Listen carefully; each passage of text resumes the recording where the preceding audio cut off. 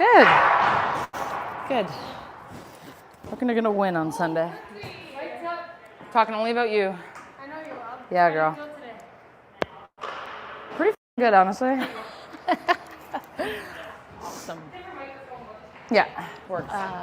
Okay, let's first talk about our new rules here in the PWHL. What has the process been like from the player perspective as far as getting acclimated to a new rule book and then the alterations to that rule book? To be honest, I feel like we haven't overthought it much. Obviously, it was a focus and we brought it up and we spoke about it and whatever, but it shouldn't change the way we play.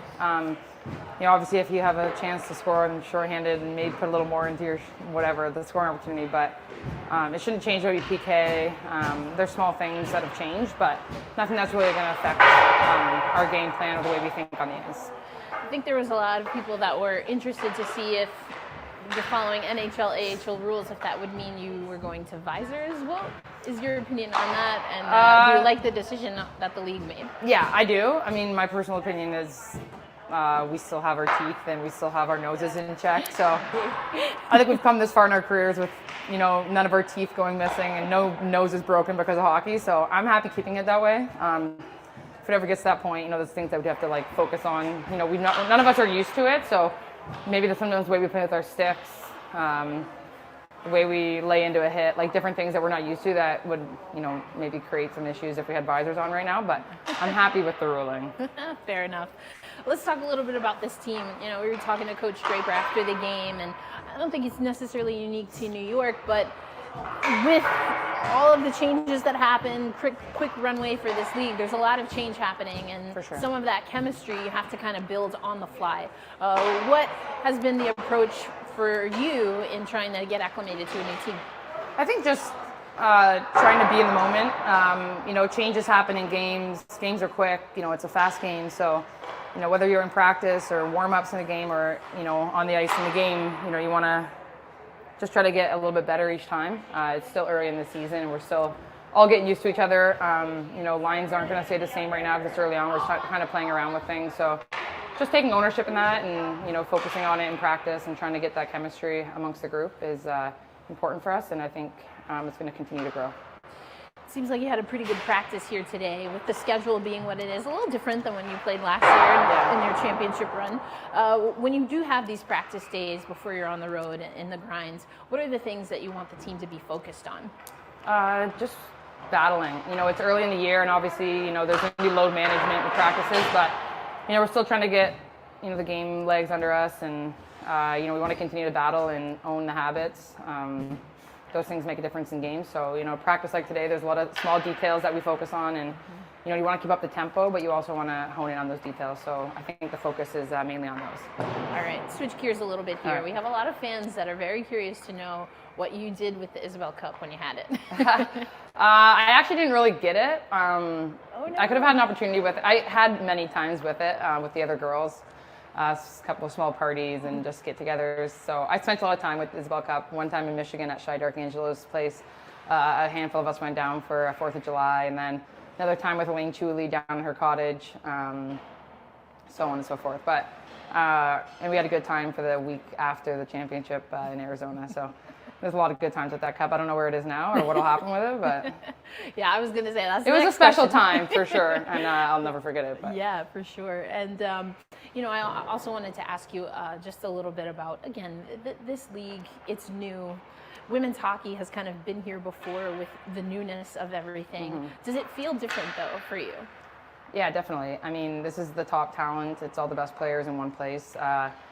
The tempo, the competitiveness, the physicality, the speed, everything. And yeah, honestly, just the vibe and the feeling, the fan support that we've had in the first 2 weeks is incredible for a brand new league. So all those things combined, it is a special feeling. I have a lot of pride in the PHF and what we did there and everything leading up to this point in my career. But there's definitely a different feel. And I think this is here, and it's going to stick around for a long, long time.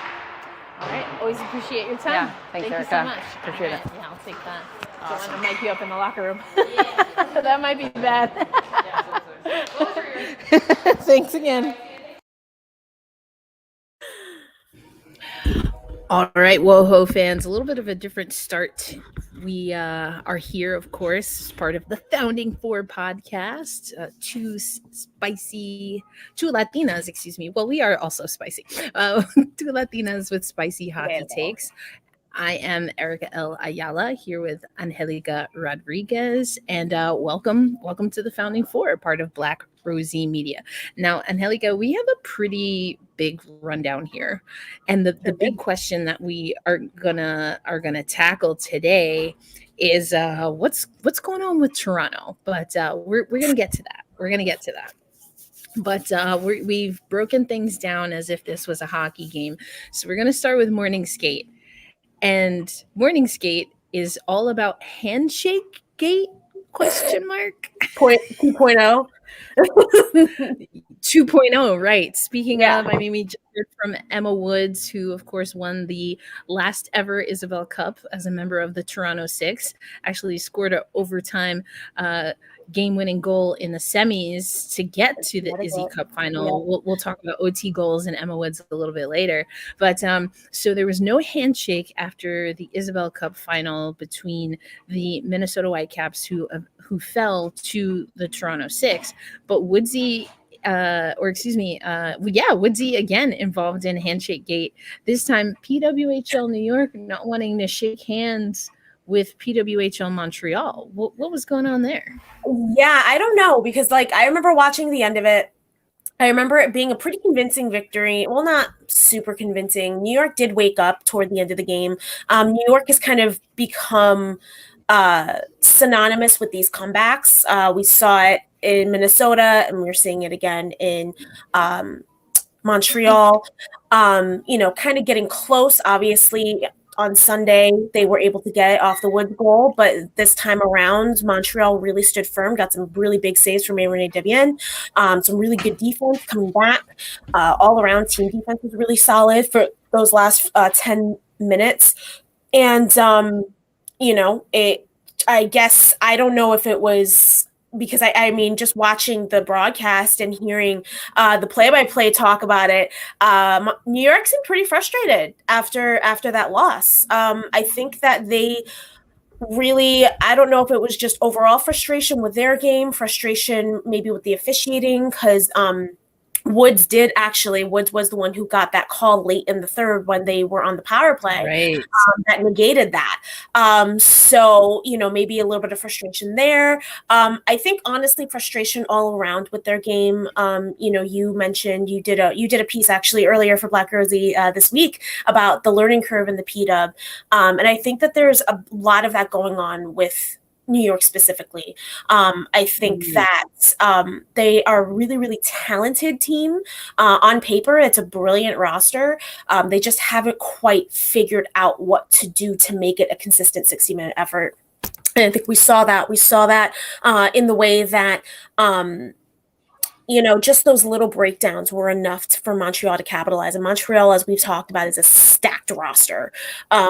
But overall, I think that the frustration just got to them. If I had to guess, the official word from the league is a little different. They're saying that it was a miscommunication leading to the handshake not happening. And, the PWHL, according to them, this is according to their press release, regrets this lapse in protocol and apologizes for any confusion it may have caused our fans.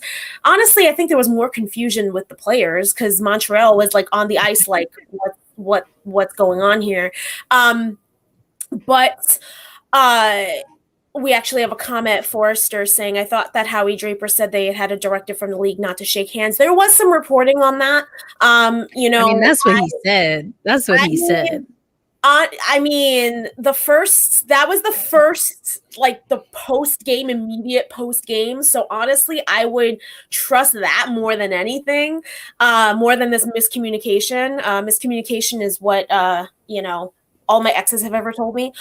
So I feel like it's just one of these things that I honestly do think that with the way, especially because there was a lot of chippiness, spiciness, picante back and forth between those two teams.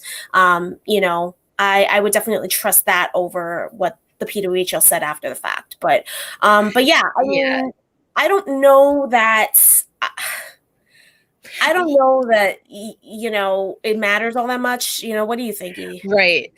I mean, we were kind of talking about it offline while we were playing the Emma Woods interview, which, if you were a member of our Patreon posse, you already heard. And I posted that before they won on Sunday. And if you listen to the first part of the audio, she's like, "Yeah, I'm thinking we're going to get a win on Sunday." I was like, I heard I loved it. Like, I loved yeah, it. So we're going to win. It's fine. she called it She did. game blouses, but She anyway, won it, so. and she did. But yeah, I mean, we were talking about it offline.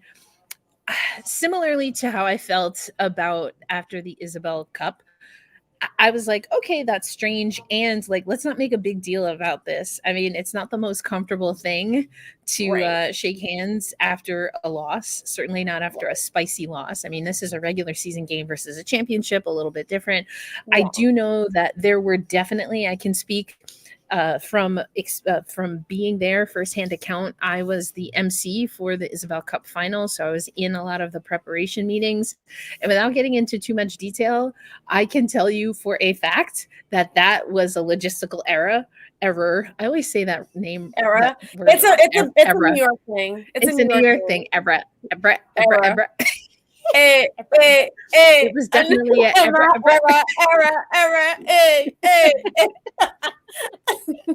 Remix.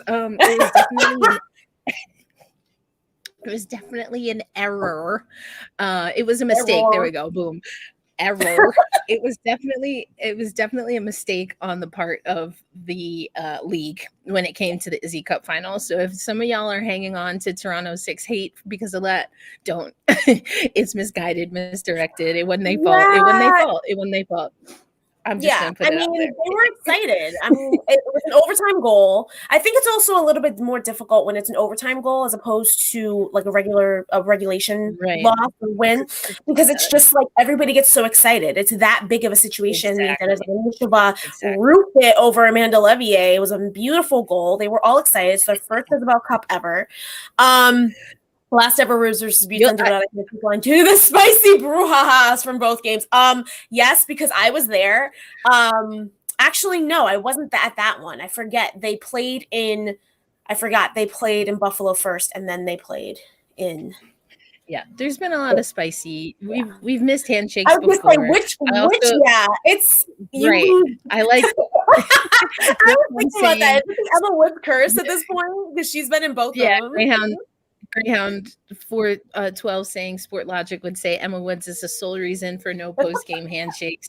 Also, Greyhound 412 saying exactly that's what he said regarding Howie Draper, and Forrester's comments. I think he's just covering for his players, and I'm here for that.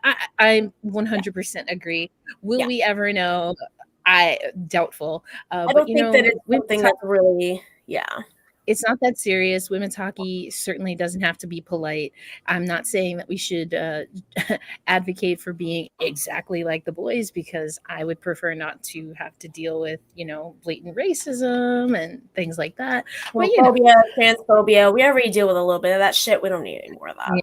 We don't need any more of it. Anyway, so that was our morning skate. We're going to move on now to the first period. So that's our PWHL scores and standings. Angelica, let's start with the standings. Where do we stand with the standings?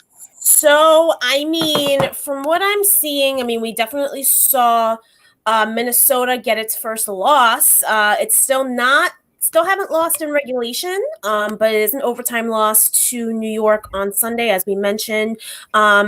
Meanwhile, we have wins over the week from both, that weekend, Montreal, Ottawa.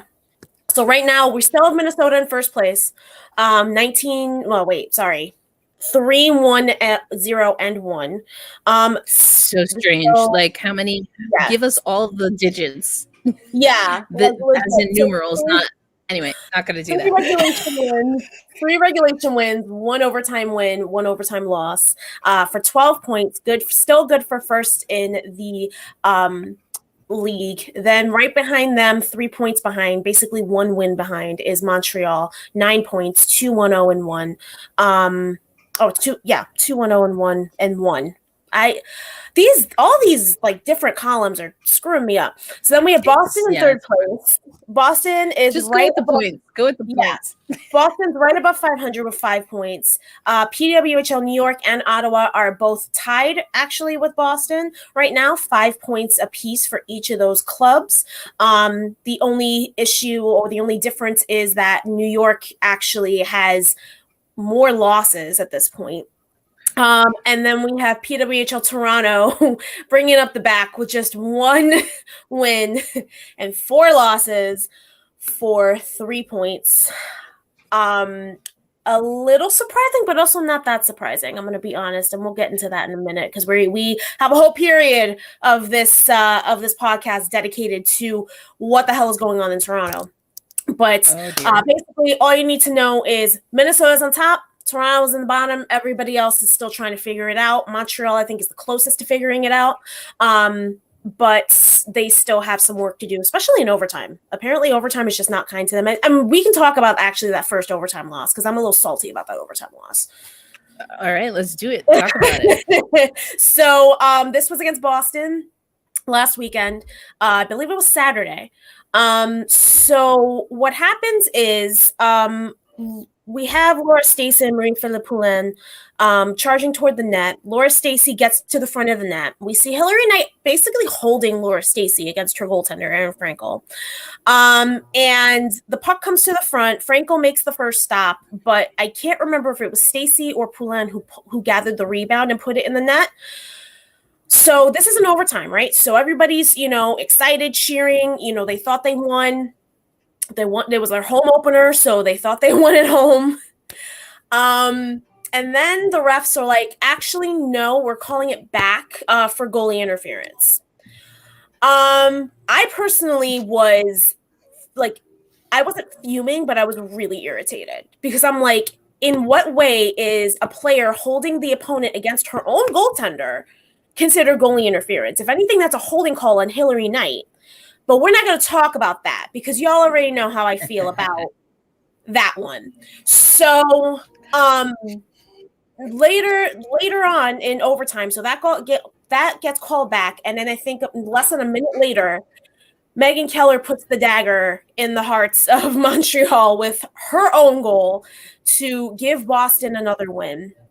And like I said, I was real salty about it. I was very salty because I'm like, that point, I think that up until this point, we had seen very consistent officiating across the board. Now is where people are starting to get a little nuts with the calls and get a little nuts with just the officiating is now starting to show its unevenness. And I was not happy at all.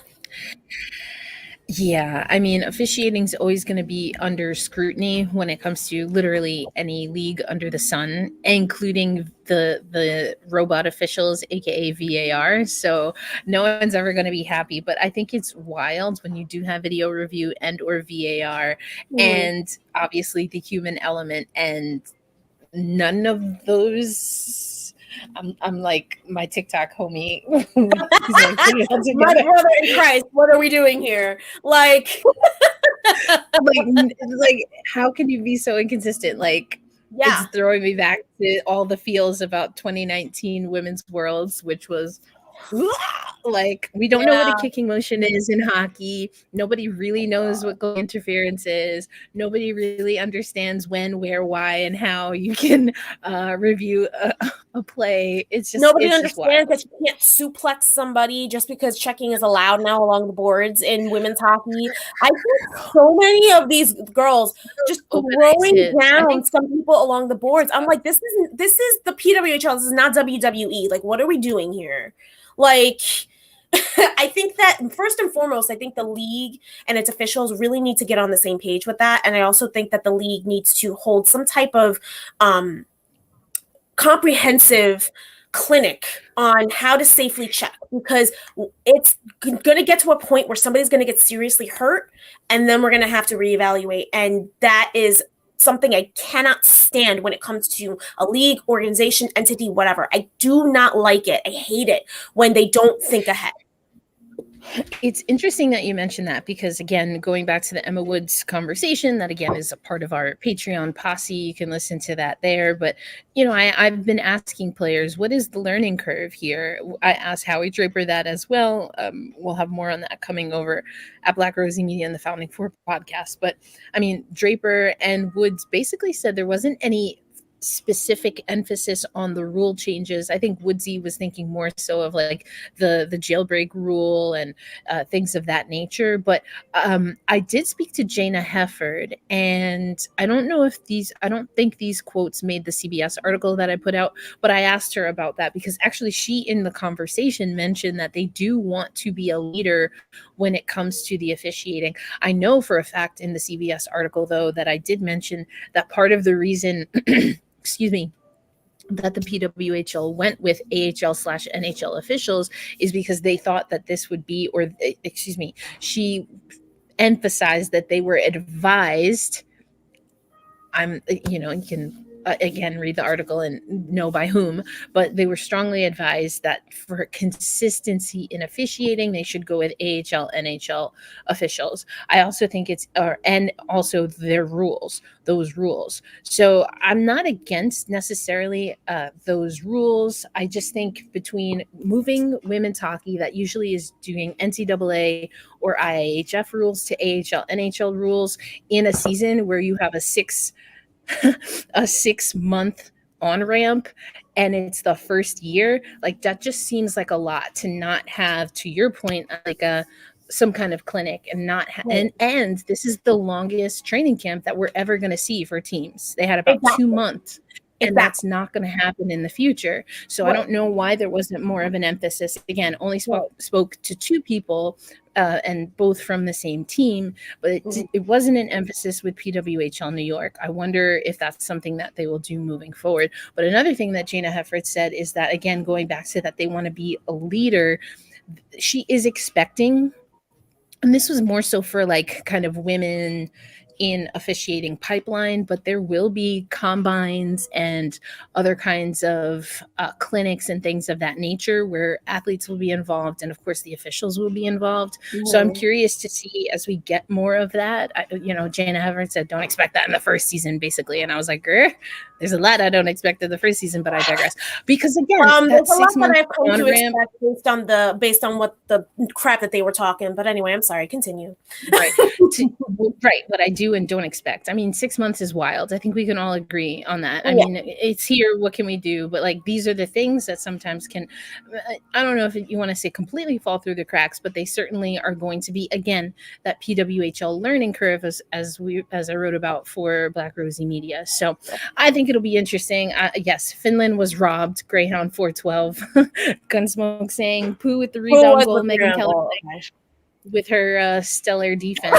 That's sarcasm, sir.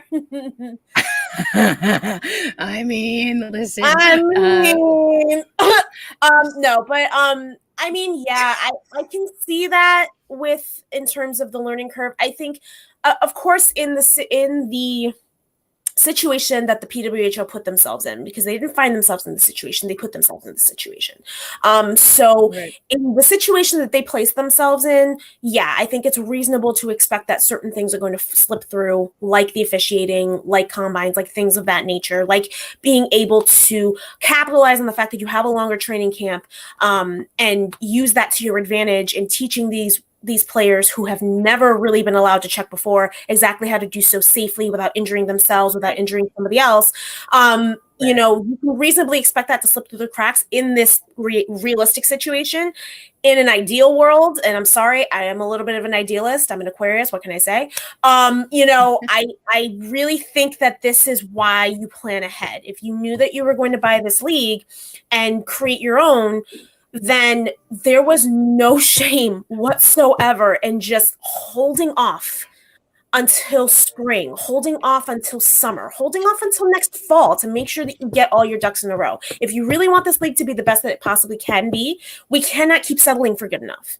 And I think that this is really going to do a disservice to the players, especially when it comes to, potential for injury and potential for, more uneven officiating. Because, they don't know what to expect. because nobody told them. So you're seeing a lot. I mean, I think it's standard for a player to put their hands up and be like, what the hell did I do, when they are getting sent to the box, because of course that's what you're taught. You ask for forgiveness, not permission.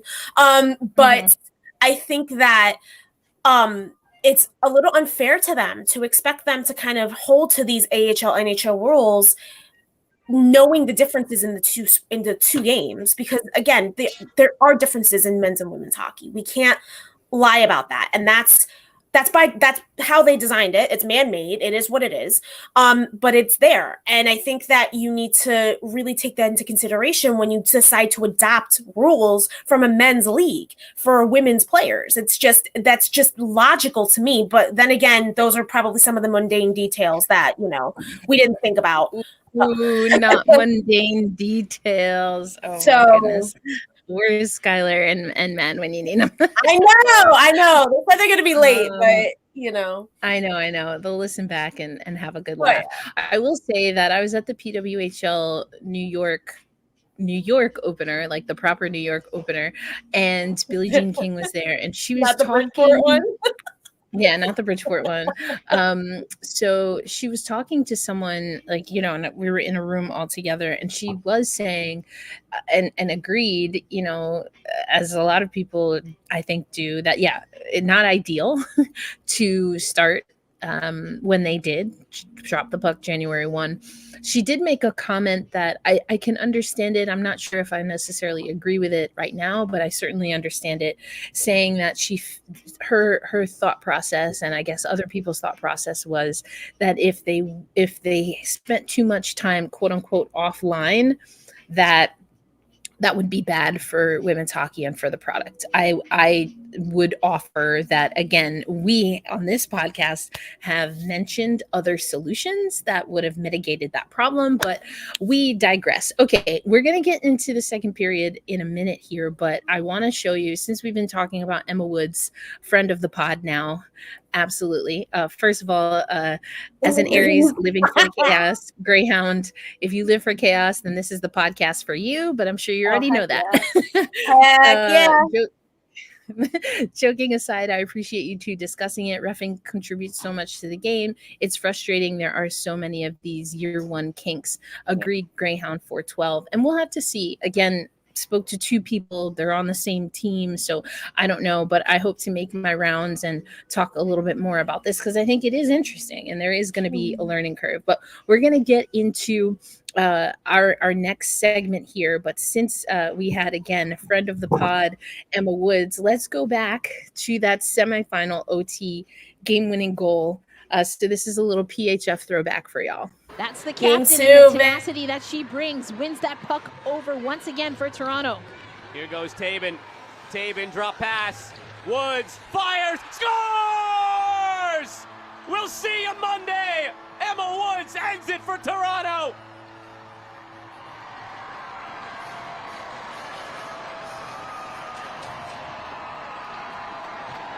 And you. So that was a lot of fun. Unless you are from the Connecticut Whale, then maybe not. Connecticut Whale. That was too. I remember that very well. It was a great atmosphere, that game, and you kind of felt it coming. Jersey logos, I miss those. I'm dead. Y'all are nuts. I'm weak. I'm here for it. Yeah, legit though. But I remember it. You kind of felt it coming. I think that's kind of what the beautiful thing is when you watch Emma Woods play, is that, you watch her charge down the middle of the ice with the puck and you kind of feel it happening. It's kind of what I felt the same on Sunday with New York. She charges in one-handed, fighting off the defender, and I'm like, oh, she's scoring. Power forward. Power forward. So, those strides were perfect. She put on just the right amount of gas to get by her, and as soon as she shot, I'm like, oh, this is going in. And sure enough, it went high riser right over the shoulder. And I was just like, yeah, that was a beauty of a goal. I can't lie. And it was a great celly too. Did you see her waving to the crowd? I know. She's got some pretty solid cellies. I love it. Amazing. Well, we are going to get back to the PWHL, but first, let's get into the second period around the world of WoHo. Let's start with U18 Worlds, because you know I love talking about Czechia. Yes, you do. And they showed out. Fell in the gold medal game to the United States 5-1, but they put on a hell of a performance. I believe this is their first ever silver. Is that right? So I mean, that just speaks at any level. At any level, yeah. Right. They've had a couple of bronzes in the last couple of worlds. That's right. But at the senior level. Yes, at the senior level. But this is like the best that they've ever done at any level of women's hockey. And the fact that it's happening in U18s is so huge. It just speaks to the strength of that program. What they're doing over in Czechia to build women's hockey is so special. I'm so excited, honestly. I mean, yeah, we didn't see Canada, finish again. They got the bronze medal, but I think that, again, it just speaks to the growing parity of the sport, that we're seeing other countries get their flowers and get recognized for the work that they're doing. Last year during Worlds, I saw so many teams show so many glimmers of excellence. Switzerland and even Hungary had their moments. France, was fast. Japan was meticulous in the way that they played, even though they were giving up so many shots. They were still, skating on a level with the North American teams, and I think that's so big. To see Japan. I'm sorry, I just want to go off of Japan, because I think for so long, I mean, we had Nana Fujimoto just holding it down, but you have seen Japan get more skilled when it comes to their skating on the front end. I think they still have to work out things on the defensive end, and I don't mean just their defenders. I always think of defense as a team unit. You literally have fewer defenders than forwards, so like if your forwards aren't participating, but anyway, that's my out women's hockey though. You find a lot more forwards turn defenders than you do actual like natural defenders. Well, that's a travesty, but anyway, we can get into that on another podcast. But yeah, to your point, I mean, Worlds, we've really started to see the parity that, of course, everyone is talking about in this league come to the surface. But again, if you've been following women's hockey at any level, you probably saw this coming, including Team Czechia coming, which is why, since we'll stay on Worlds just for a sec here before we go to NCAA, which I know you've been covering as well. Which is why it's really upsetting that U18 is the last stop as far as unders for women. And then we don't have, like a World Junior. Exactly. Which is really heartbreaking. I mean, the closest thing, I guess, is the NCAA, because that's the age that we see there. So, and I think Jared Book said something about, where would be the next stop for U8. After U18, is it 21? Is it 23? I think that the way the women's hockey landscape is right now, if you go even up to a U23, that's a lot of saturation with the college. It's basically college. Yeah. I mean, at that point. Yeah, I feel like maybe U20 would be a good bridge between the two, because I mean, if you think about it, realistically speaking, there are plenty of athletes that don't go into college right away. There are plenty of people who have played there are plenty of people in general who don't go to college right away. So if they're able to maybe take that couple of years between high school and when they decide to go into college, they take those year or two, then that's a perfect bridge for them, even if they don't make the U18 national team, to be able to play at that level, to be able to kind of get some experience under their belt and then go into the NCAA. I think could only strengthen the NCAA further, but it could also take some pressure off the NCAA, because, in a lot of ways it is kind of treated as this farm league, and it's not supposed to be that way. And we've talked about this. The NCAA is meant for, like, the term is student athlete, not athlete student.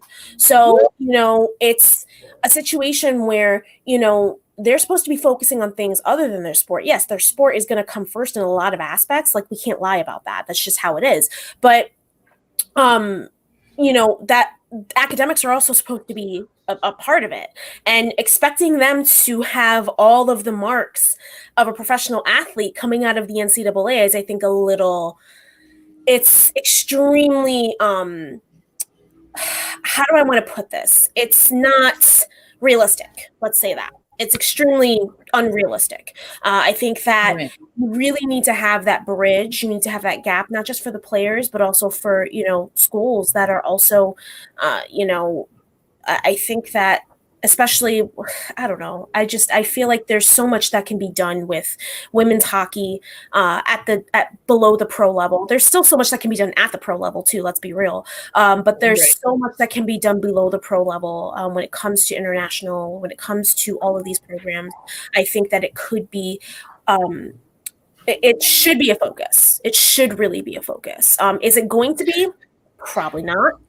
But again, with the newfound attention that is on this, and the newfound, I guess, popularity, you could say, who knows? Maybe there will be people that are like, hey, why don't we have more of this at a younger level? Why don't we have farm teams? Why don't we have development teams? Yada yada. Right. Yada. Hopefully, that's the conversation.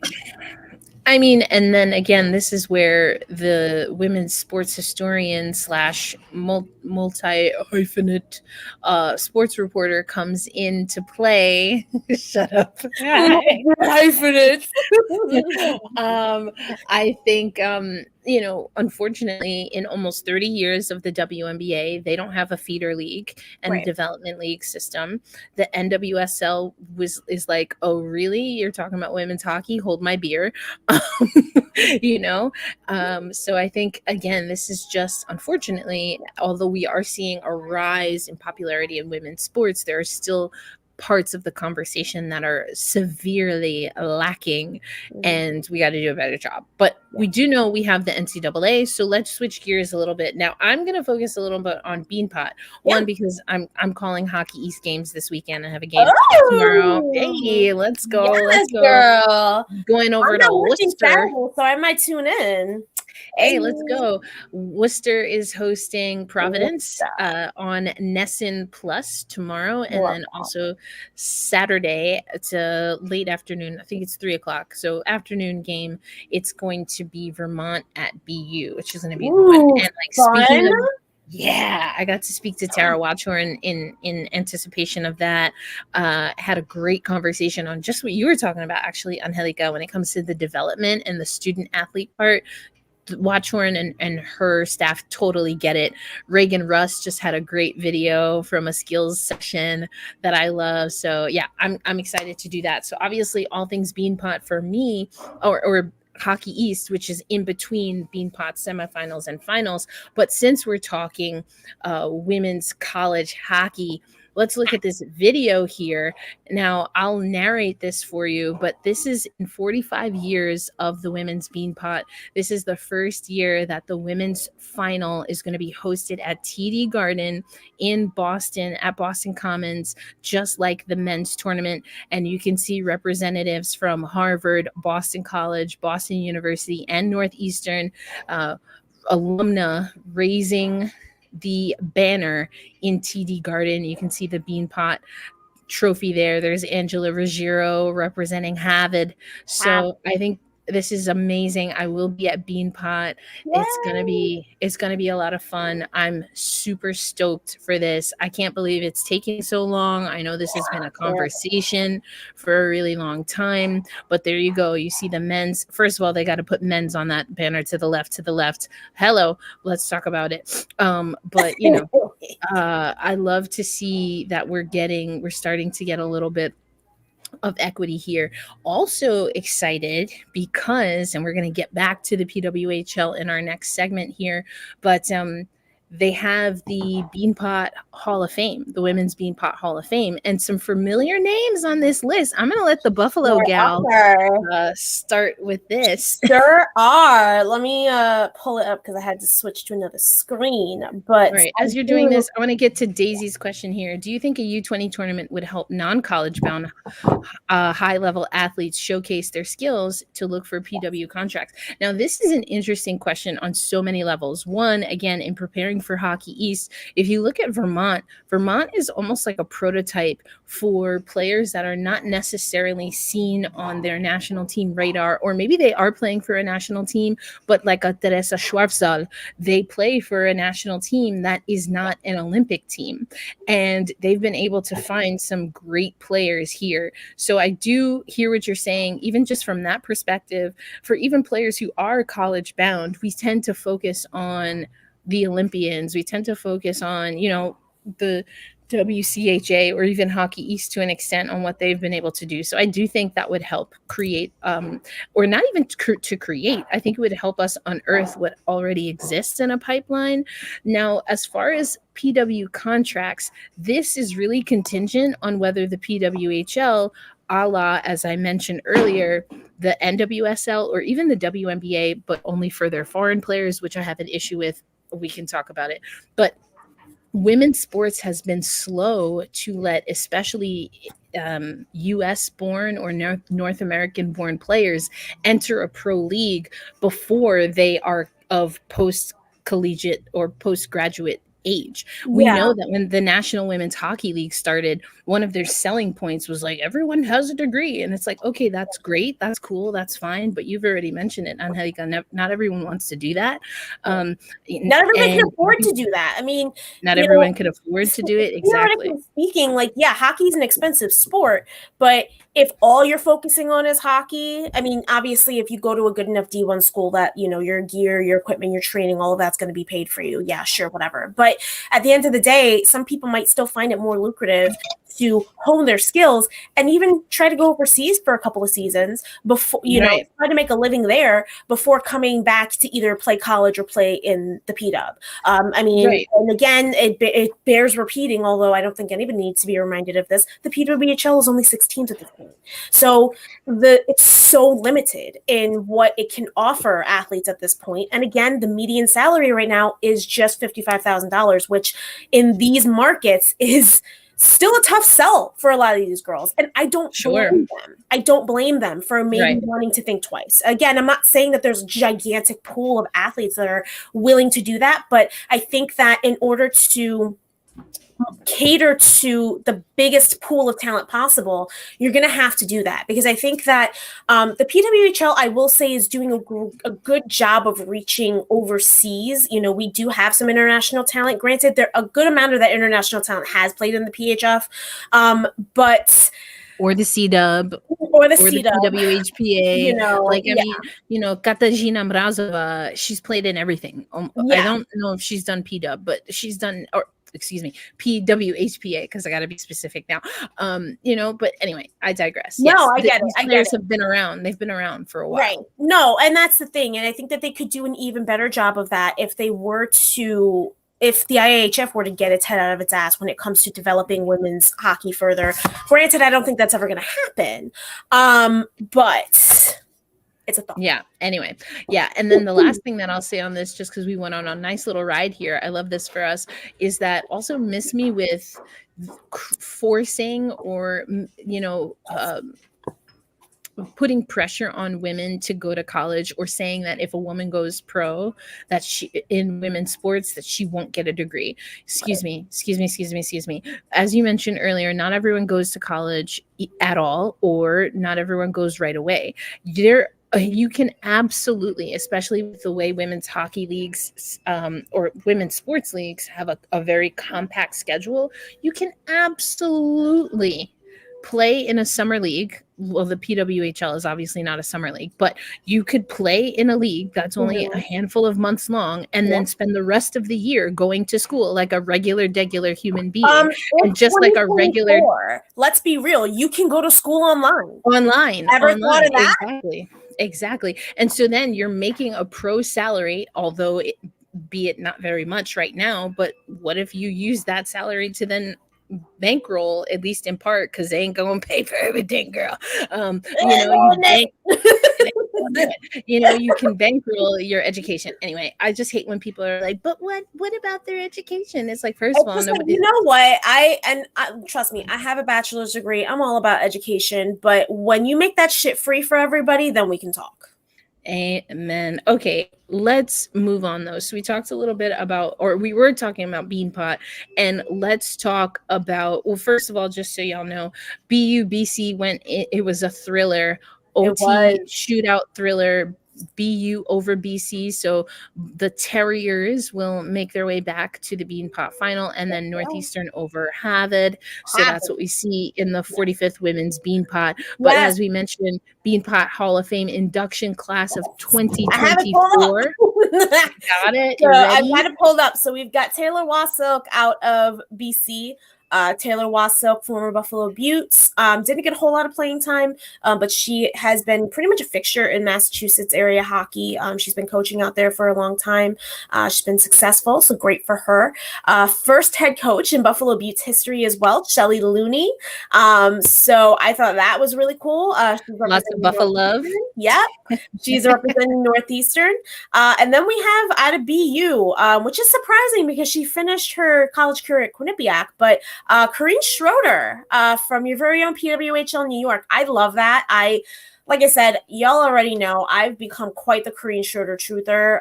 I love her play. I love what she's been able to do.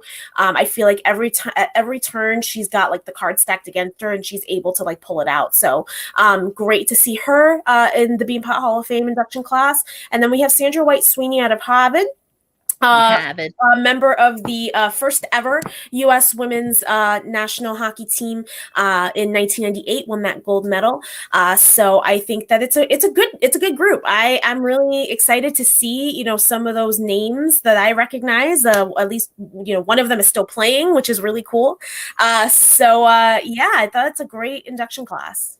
For sure. And I mentioned our Patreon posse. If you want to first listen to my conversation with Corrine Schroeder about the Beanpot Hall of Fame induction ceremony, will she be going? What are her thoughts on going in pretty close to her playing days? Make sure you follow and are a subscriber to the Patreon posse, Patreon Black Rosie Media, and you'll get a first listen. And a good conversation. Corrine is freaking hilarious.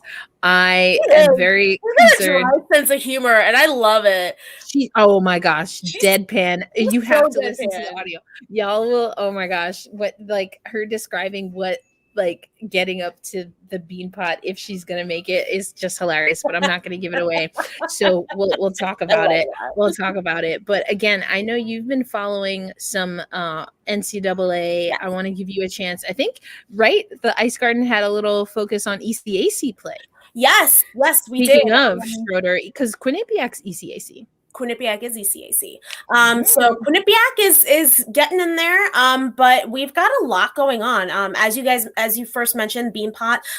Last night, cool little tidbit. BU is the team with the least number of Beanpot wins right now with 2, and Quinnipiac is the Northeastern has the most with 17. So I thought that was a really cool little kind of interesting history there. BU versus Northeastern. BU, of course, has their chance to get their first Beanpot win since 2019. I was going to say, yeah. 2019 is the last one that they got. So, meanwhile, Northeastern kind of on the skid a little bit. I think everybody had them kind of pegged for another national championship appearance, and that's kind of in limbo because Hockey East in general, I think, is just kind of a mess right now.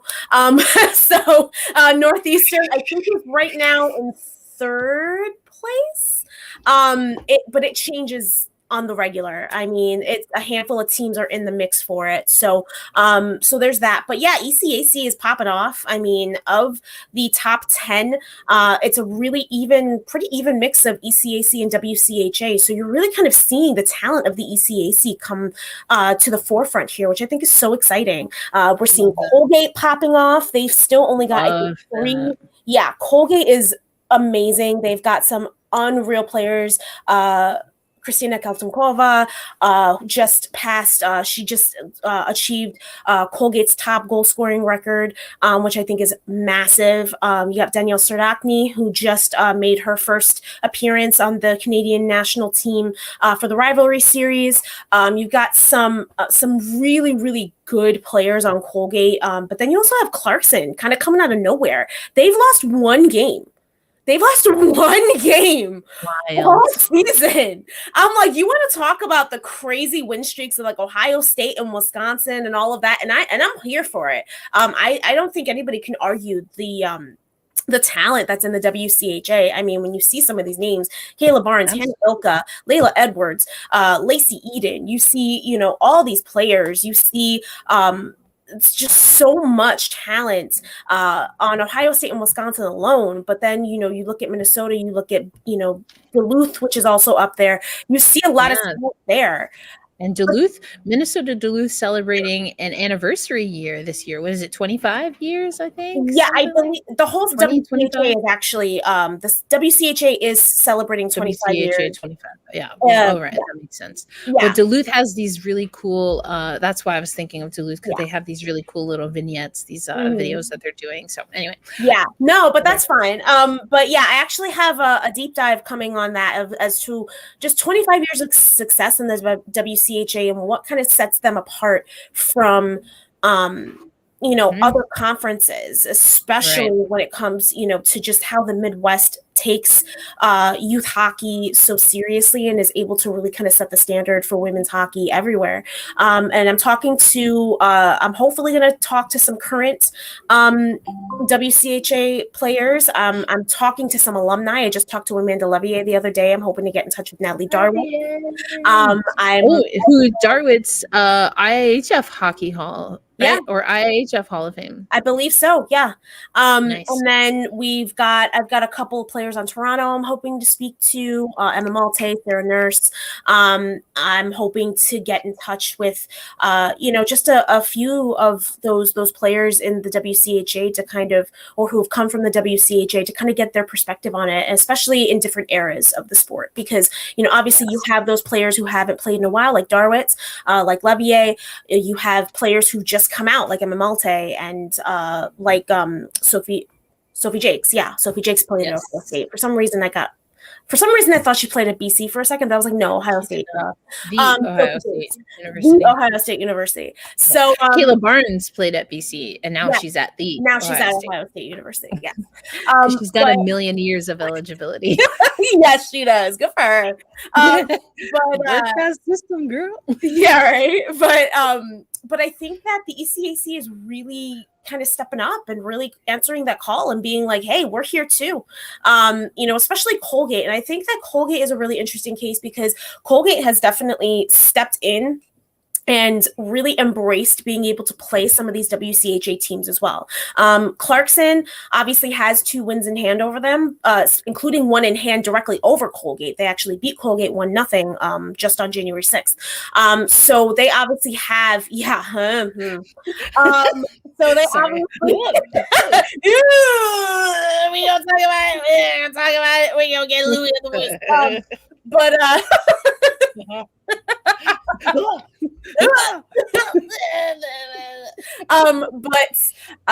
yeah, I think that there is something to be said for Colgate being able to hold their own against teams. They played Minnesota Duluth, they played Ohio State, so they're really embracing playing these teams that are of a higher caliber and doing well against them. I think they gave Ohio State, I think, their only loss of the season, if I'm not mistaken. I gotta double check that, but the Raiders are doing an excellent job, and I'm really excited to see what they can do. I'm really hoping that they can make it to the NCAA championship and kind of give these Midwestern teams a run for their money, you know.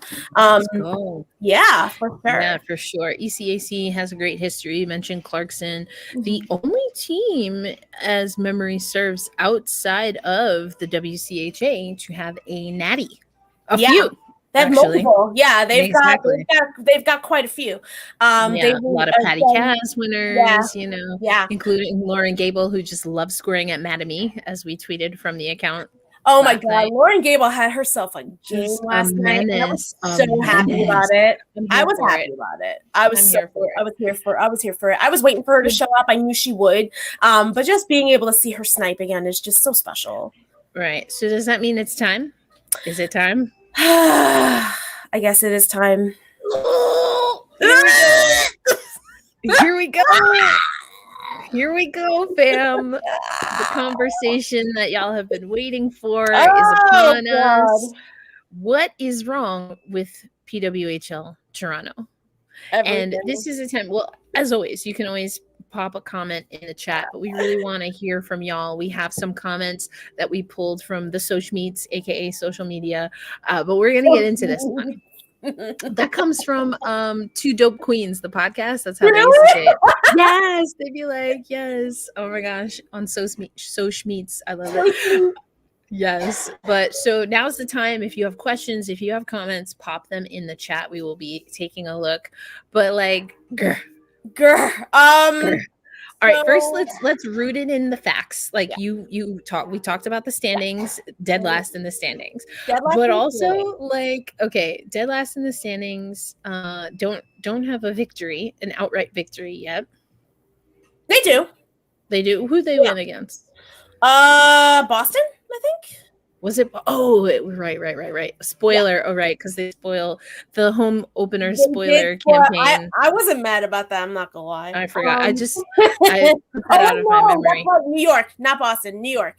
It was New York. That was New York. New York. It was New York. Okay, New York, Connecticut. It was New York. Sorry, Greyhound. Don't yell at me. God. There's so many games. Like, it's not a bad thing, but there's just like so many games that they blend together for me sometimes. Yeah, there have been. Right? I mean, there were 2 games at the same.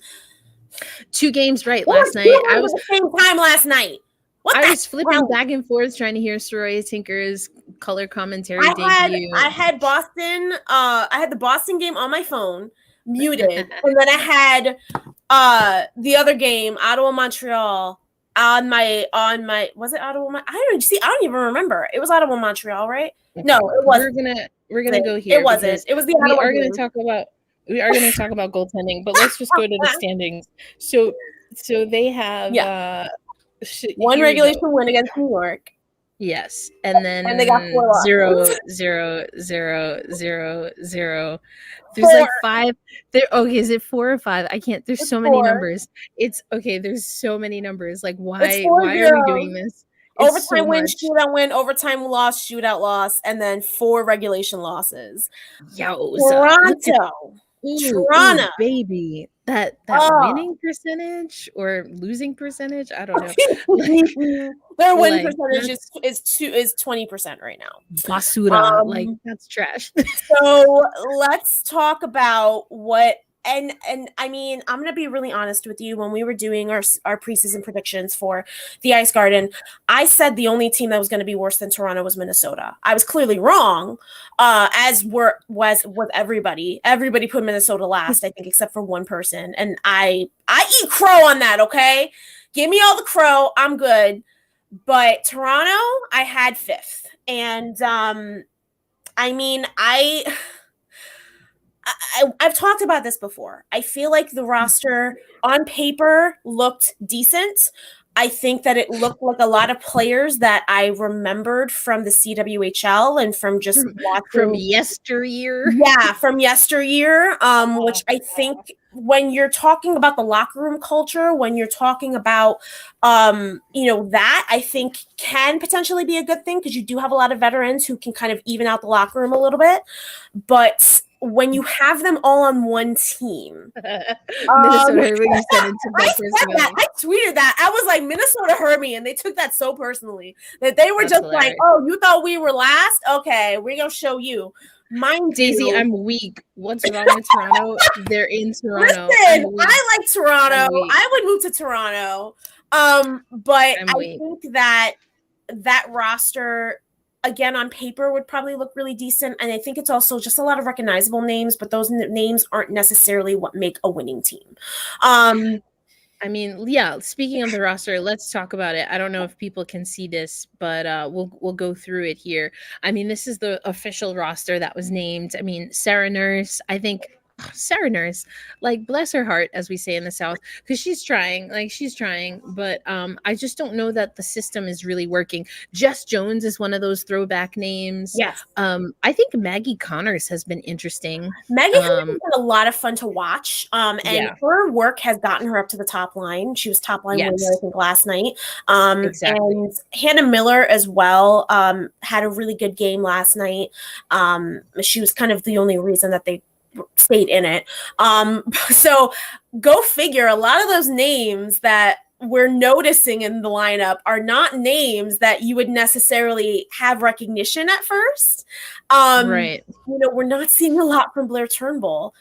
She's not winning face-offs. She's not winning battles. She's kind of there. We're not seeing a lot of Brittany Howard, and that breaks my heart because I love Britt Howard. And I think that they could. Britt Howard is a beast. So then it becomes like, what is the issue? And we're going to keep breaking this down, but I know a lot of people have also noticed goaltending. Now, you might not realize this, but that's why we have the official roster up on the screen. There are 2 other goaltenders. I don't think Ryan has a copy of this roster. Like, did somebody give this to him? Like, and okay, first before we get to some of the questions and comments, speaking of, I want to get to some of the spice, the sass that we've been seeing on the social meets. I thought this was hilarious. Earlier because the one broke. Oh my god. PWHL power rankings. Number 1, this. Number 2, lead. Number 3 is. Number 4, quite. Number 5, competitive. Number 6, Toronto. Like, I'm weak. I'm dying. I didn't see that before we filmed, and I read it, and I was like, "Oh my god, savage!" This is savage. Very well so done. Savage. The Val, PWHL enthusiast, hilarious. And then Chris Abraham tries hard, loves the game. Oh my god. Matt Tanner writes, every team has a positive goal differential except Toronto. I'm telling you, man. Like, who would have thought with, and I mean, like I said, I saw it kind of happening in camp and Utica. I just saw the goaltending was not necessarily, and I hate to rag on goaltending. Well, we're gonna talk about goaltending because usage, I think Toronto and hello, New York, you're not far behind. I pulled some numbers. You're not far behind. Okay, let's go though, because we like to get off these jokes. Let's go to another one that I saw. This is coming from Saucy Rockets. For the love of God, is Troy Ryan capable of starting another goalie? Nope, sure ain't. Clearly not. Clearly he didn't learn his lesson from the fact. Yeah, clearly he didn't learn his lesson from the fact that like he had to pull Kristen Campbell.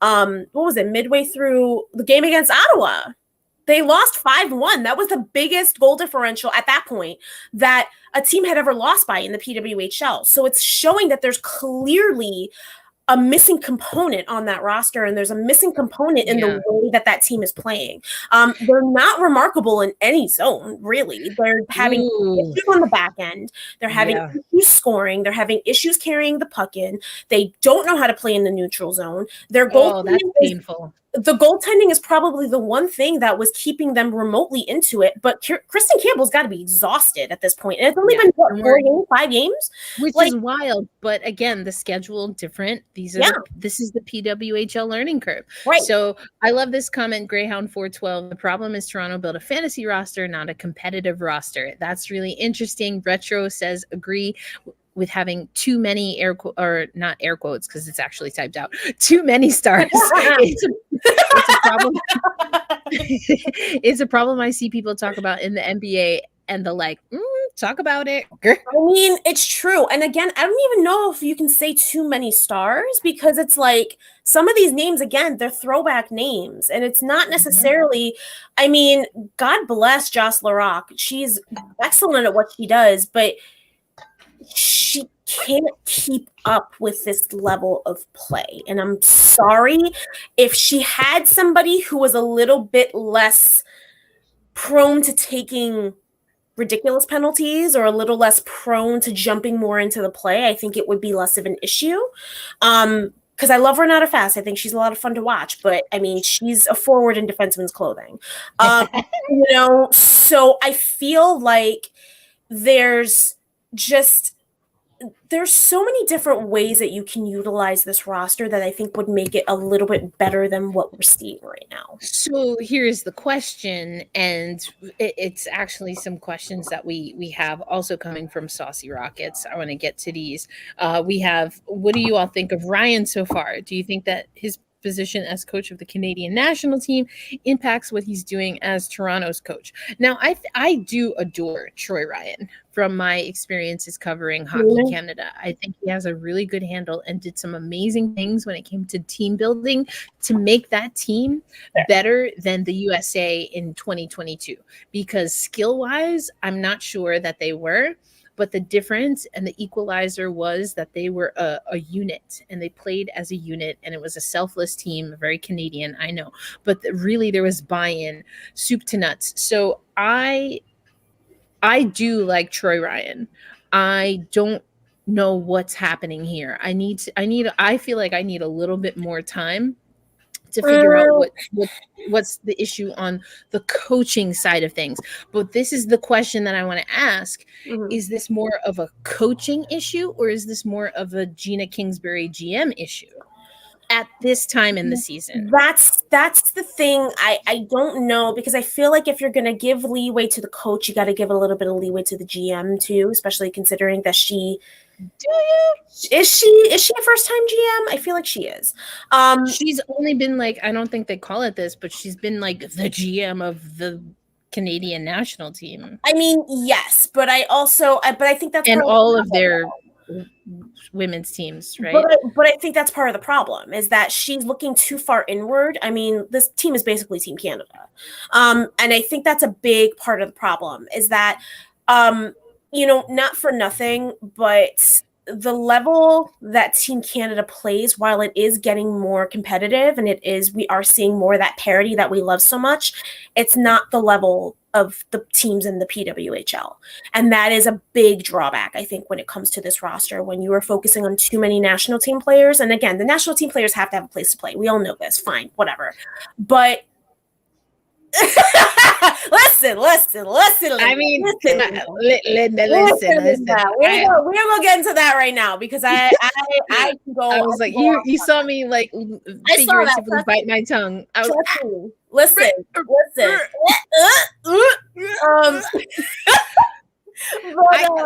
I think the criticism this early in the season, again, given some of what we've talked about with the PWHL New York and some of the learning curve that I've been exploring, interviewing some of their players, and of course talking to Howie Draper, there is a learning curve in the league.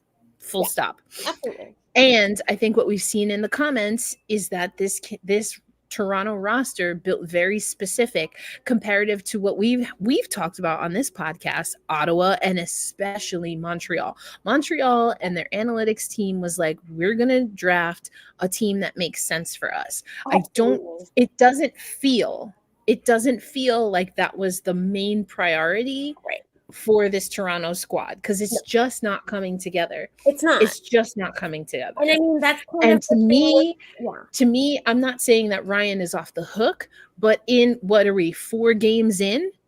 That's kind of we're construction seeing it of in Boston, not to this extent necessarily, but we're seeing some of it in Boston. And I'm sorry, I can't lie. Some of the names on that roster are purely politically driven. Let's be fucking real. I think we can say that Toronto and Boston in this league, that's how they built their teams. Right. Exactly. Exactly.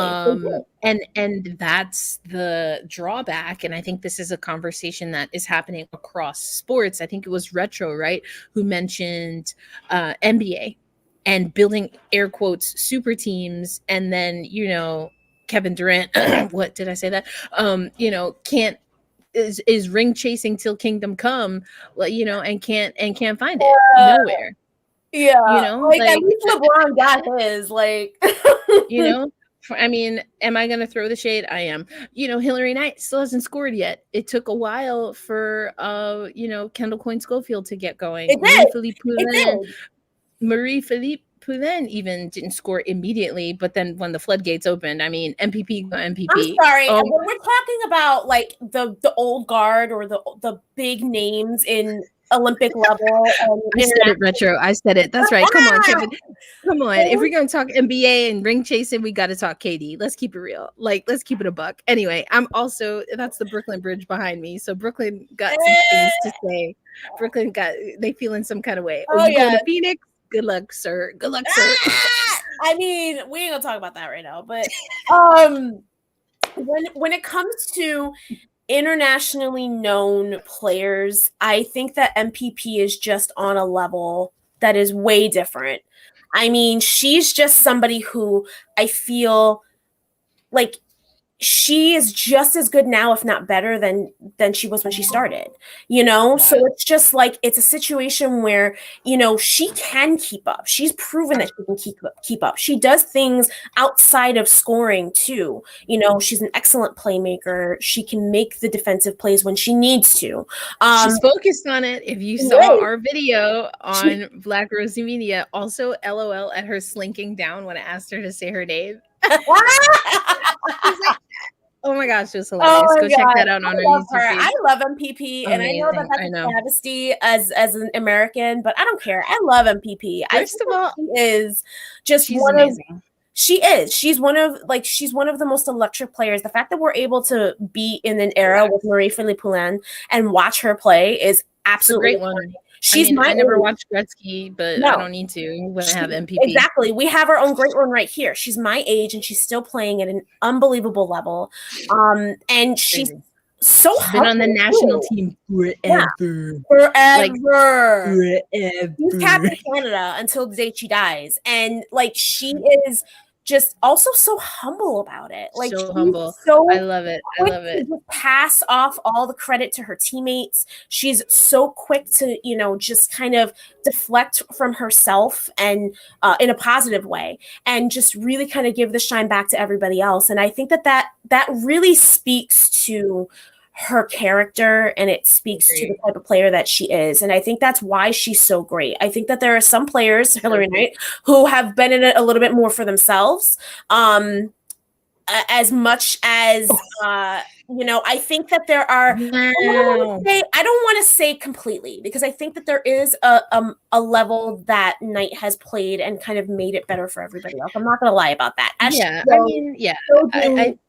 So do other players, and I get that. But I think that there is also, again, you can't ignore kind of the more petty moments out of her when it comes to. Some of it is funny though, like the Hillary Knight LOL will always live in my head. Yes, it will live in my head rent free. I'm not going to sit here and say that she's not allowed to do that, because if other players are allowed to do that, if Phil Kessel is allowed to do it, so is Hillary Knight. So I'm not going to sit here and say that she's not allowed to act the way that she does. She's earned it, and she is an excellent player. Still, she just got a little bit more limited of a skill set, and I think that also her scope, I think, in the grand scheme of things, is a little more on the limited end too.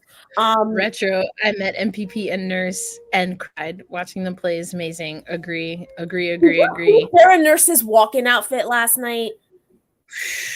Okay, what was it? What was that thing that was going on? Who was it? Reeves. He's like, "You a bad man." I hope Sarah Nurse does that in the mirror. And if she does it, I will do it on her behalf. Like, you a bad woman. She came through. You a bad woman. And listen, post-COVID, she's been letting them curls fly. I'm like, yes, queen. She looked amazing. And I'm just sitting here like, damn. Like, I was like questioning.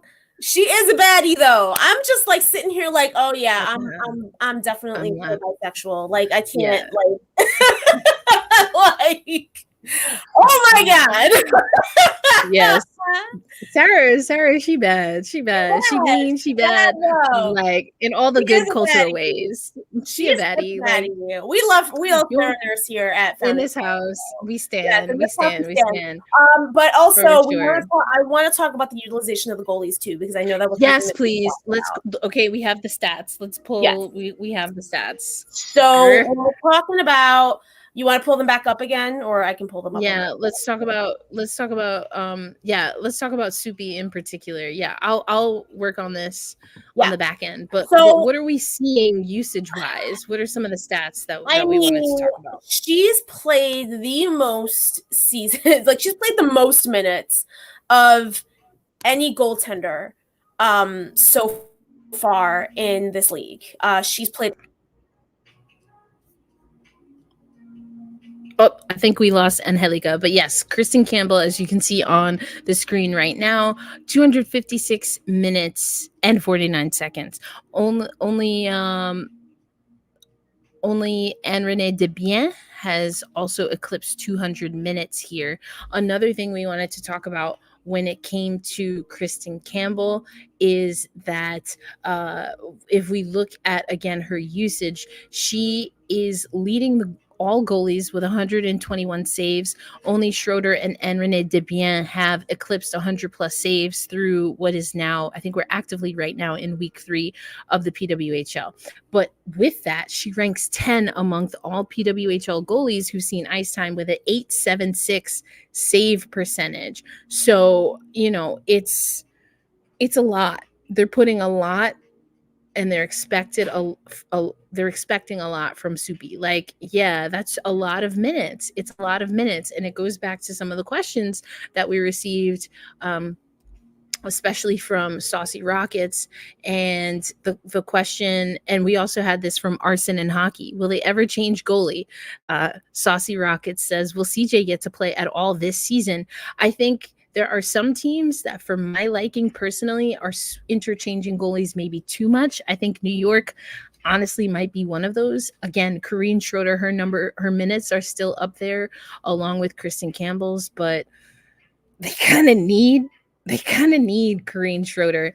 And Corrine Schroeder is coming from a PHF season where, although the schedule is a little bit different in the PWHL, she's used to playing significant minutes. She's used to being the go-to. So I think it's a little bit of a different situation with Schroeder. But with Campbell, she's the only goaltender who's seen any time for Toronto. The other goaltenders that they have, Erica Howe, who hasn't played a lot in the PWHPA. I believe has been with the PWHPA for a little bit, and of course was in the CWHL last with Markham and the Markham Thunder. But to have a goaltender that doesn't have significant minutes, that's a little bit tough. And we're going to bring Angelica in here in just a minute, but let me just finish up this. And then, of course, they have Carly Jackson. And on that note, I see her screaming in the, backstage. So I mentioned CJ. You have Carly Jackson among Kristen Campbell, Erica Howe, and CJ. CJ did not get a lot of time, but it wasn't because the Toronto Six didn't want to get CJ in. Geraldine Heaney talked a lot about wanting to get CJ in, and when CJ did get time, was fantastic for the Toronto Six. And the Toronto Six just so happened to also have Elaine Chuli, which is a ridiculous goalie tandem. Like, I'm sure PWHL Toronto would love some of that at this point. But all right, let's talk about it. We mentioned Sorry, CJ. I switched to my phone. I don't know what the hell's going on with my computer. She just gave up on life. So, but yeah, I mean, we talked about Kristen getting, Soupy getting the majority of the starts for Toronto, and it's very reminiscent of how CJ was utilized in Buffalo. To be really honest with you. It's reminiscent to me, and I don't want to say this of Troy Ryan because I think that he's doing it for a purpose. I'm sure he has a very good reason for wanting to give Kristen Campbell all these starts. But, what happened in Buffalo with CJ were a couple of very inexperienced coaches that really didn't know what else to do when it came to utilizing their team. And so they put all the Lions' share of the starts on CJ, and it kind of put her at odds with, the stats sheet. I mean, obviously, anybody who watches CJ play knows that she has the talent to be a number one. She's a very capable starter. She's very athletic. She's very, on top of things when it comes to her reactions, her recovery, her glove, all of it. She is on the smaller side, but so is Aaron Frankel, and Aaron Frankel's getting stars left and right. So, if they can figure out a way to have the Toronto defense kind of support her and kind of cover up those little things, but also the thing with CJ is that, you're right. She did an excellent job. She was the best backup in the PHF last season. Statistically speaking, she held it down. And, again, it goes back to, knowing how to play. I think that the Six did a really good job of responding to when she was in net versus when Julie was in net. So they were able to kind of help her out a little bit more. But I think that, if the idea of having a third goalie is to kind of galvanize the players in practice and kind of get them the highest level of, I guess, competition on a regular day-to-day basis, then why not do that and also give her a couple of starts and let everybody in following the P-Dub right now see what she can do at that level. Because I think that if they were to give CJ a start, CJ would fucking kill it. I'm sorry. I think that what do you have to lose? Another game? Exactly. It's going to be 6 games into the season. Y'all are already 1-4-0, and is it going to kill me if they end up getting lit up? Yeah, sure. I'm sure it would be, but I also think that it would be a great opportunity for people to see what Carly Jackson is capable of. Why sign 3 goalies if you're not going to play but one of them? You're not going to use them. Yeah. And this goes back to, first of all, I mean, you really have to, the first person I saw questioning Toronto, particularly at the goaltending situation, was Ian Kennedy. And he's been kind of ringing this bell for a while. And then also we saw, as you mentioned, in Utica, there was a lot of reporting from, I guess it was CBC. I know you were there. We talked about it on this podcast. Again, if you're going to have, they also had Makala, right? I feel so bad for Makala, because Makala was she was a former Buffalo Beaut, didn't really get a whole ton of playing time there, but also now it's to a situation where, she's trying to get back into the pro game. She, didn't get a whole lot of consistent playing time in the PWHPA, and they didn't even bother to show her. They didn't showcase CJ either, but at least CJ got a contract out of it. Makala didn't get anything. And I think that that's not fair to bring goalies in if all you're going to treat this is a freaking training ground for who you want to be the next leader of Team Canada's goaltending core, because that's what this is for them. That's what it feels like for them. And I understand that Kristen Campbell's got to get that learning curve under control. She's never really played pro before. So I understand that. But at the same time, you signed Erica Howe to mentor her. You signed CJ, who is a proven pro. And again, I'm not just saying this because I'm friends with her. I'm not just saying this because I love her. I'm saying this because she's proven herself to be a legitimate pro goaltender. So if you're going to sign these players and show Soupy how it's done, show Soupy how it's done, just for a game. I mean, you talked about Amanda Levier earlier. That's what we saw in Buffalo, right? Amanda Levier had to earn her starts. But the way you earn starts is by getting that first one. Yeah, exactly. And, she's done an amazing job. Literally, I think the only reason that she hasn't gotten any playing time so far is because Nicole Hensley and Maddie Rooney are killing it. Hensley in particular, I've been so impressed with her play. I mean, obviously we know her from Team USA, so it's not a surprise, but she's just been playing so well. And Rooney's right there behind her. I mean, they're 1 and 2 in the goalie stats right now. And who else is there? Corrine Schroeder. I mean, you have a team in New York with Abby Levy. I still don't know how to pronounce her last name. But you have Abigail Levy here, and she's a baby goalie. She's a baby goalie. So you have Schroeder showing her the ropes. Why not do the same thing with CJ at this point? Yeah, I mean, again, Boston has figured out how to get a few goaltenders in net. Mhm. Montreal has figured it out. Mhm. I don't know. I don't know what it's Minnesota's going to figured out, take. and Minnesota is damn near Right. undefeated, Yeah, you know? New York, obviously, although I would be okay with them giving Schroeder more time. I was saying that when you were hopping back on. But I think there are also some comments that are worth mentioning, including it doesn't help if the skaters can't keep the puck away from the goalie. I I think mean, a it's true. deficiency is also on the defensive side for Toronto. And I'm not just talking about, as I always preface, not just the defenders who that's their positional play. You Mhm. have to be thinking defensive minded or thinking about puck retrievals, 50-50 battles, Yeah. reclaiming the puck. You have Yeah. to think about that, or else You have to think about you're gonna face-offs. Like I oh, said, Blair Turnbull has been losing face-offs left and right, and she was a face-off specialist. Like, what the hell is going on with her? You have to think about all those little things. Possession is so important, especially in this game when these players are so goddamn fast. We have seen what can happen from just one simple giveaway. Like, this is something that is going to kill Toronto if they don't figure it out. If they don't figure out their neutral zone specifically, they are it's fucked. painful. They are It's fucked. painful. It's Like, painful. it's so bad. They're so slow through it looks like they're skating in quicksand. And I'm just like, Yeah. what is going on here? Like, Yeah. it's painful, and I hate to see it because it's like you don't want to see any teams really kind of fall off, especially this early. But Toronto is that team right now. And it's not pretty. It's not pretty. And they're not, like I said, they're not especially remarkable in any one of the three zones on the ice right now. They're That's not. brutal. I mean, Retro saying the baptism by fire, putting Campbell in No. constantly is not as efficient as they are hoping it will be. Greyhound saying this is a clear example of the underlying bias towards specific players. Do you want to win or keep up the status quo?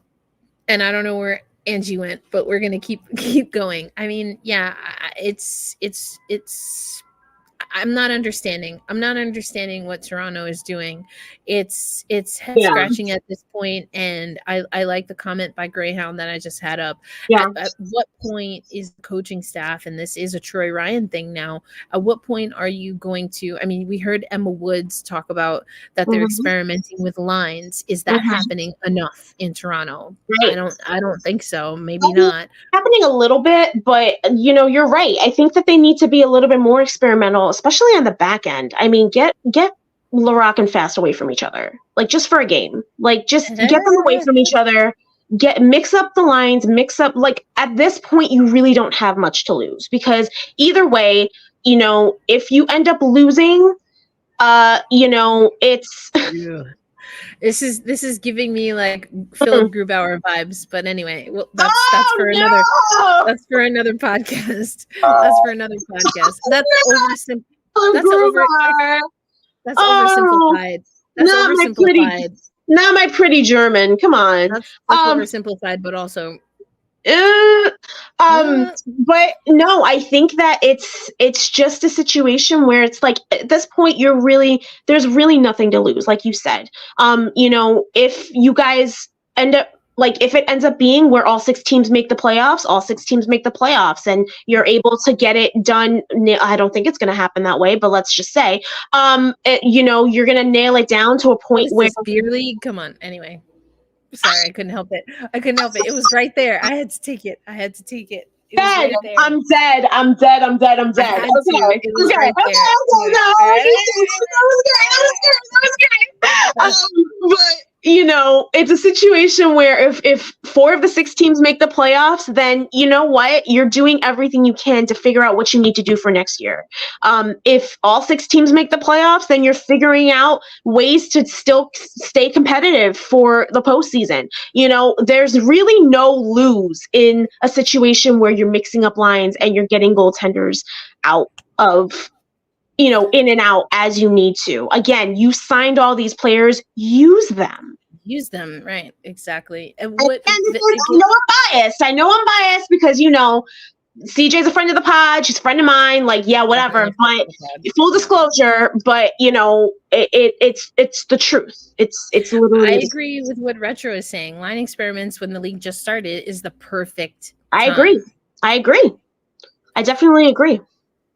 And we're looking at some of these other goalie performances. I mean, you have a player like Emma Soderberg who, has not gotten as much playing time, but she's like, She got her first start, right? yeah, I know. Did she? Yeah, she did get her first start, and she's 1-0. You have, and again, I think that the only player that's getting arguably as much playing time right now, the next most is Renee Debian at 242.13. She's played 242 minutes, and I mean, she's still, I think, she's playing at a much higher level, but I also, again, think that that's an experience thing. I think that she's used to these players, and I think that Montreal, I think of all 6 teams, is employing their roster, I want to say, the best. I really want to say that Corey Chevery is really doing an excellent job of, knowing how to use her players, understanding her players, letting them do their thing, but still employing, those systems. And I think it's showing in a great way. I think that, it shows in a much better way. I think that the difference between Montreal and Minnesota right now is that Minnesota has a lot more of their individual players showing up. You have players like Zumwinkle, you have players like Heisey stepping up. Obviously, you're getting other goal scorers now. So I think that just is going to show that Ken Klee is starting to kind of get those gears clicking a little bit. So I'm really, really intrigued to see what happens there, and how they're able to build on this, because I think they've been doing a fantastic job. But I think it's also, again, a little bit more individualized. We saw those big plays from Zumwinkle. Other than Zemps being fourth line, okay, yes, I understand, but I do think that I'm talking about it in terms of, you also have to think of the level of play here. I have to admit it, and some people are going to be pissy at me for this. I don't give a fuck. This is a different level of play. This is a different style of play. This is a level of play that I think that we have seen glimpses of in the PHF, especially last season. But I think that, especially with the rule changes, especially with things like that, Corey Chevery may well be doing that to Demps because, maybe she's trying to shield Demps from a couple of weaknesses in her game in terms of the physicality of it. Again, that's my speculation. I don't have any proof of that. Yeah, I don't agree there. I think that the assumption is that Dempsey would be a fourth liner in this league because of the play. Because if you look at the early Boston years, the Dempsey that we know and who has created a legacy in the NWHL/PHF, that Dempsey was a different Dempsey in year 1. That's just facts. That being said, Dempsey, ice time earned. Boom, there you go. That tagline is for her. I don't think that you lose anything by giving Dempsey more ice time, regardless of the quote unquote more physical play. Because here's the thing. It's not that we haven't seen this level of physicality in women's hockey. It's just that those would be penalties.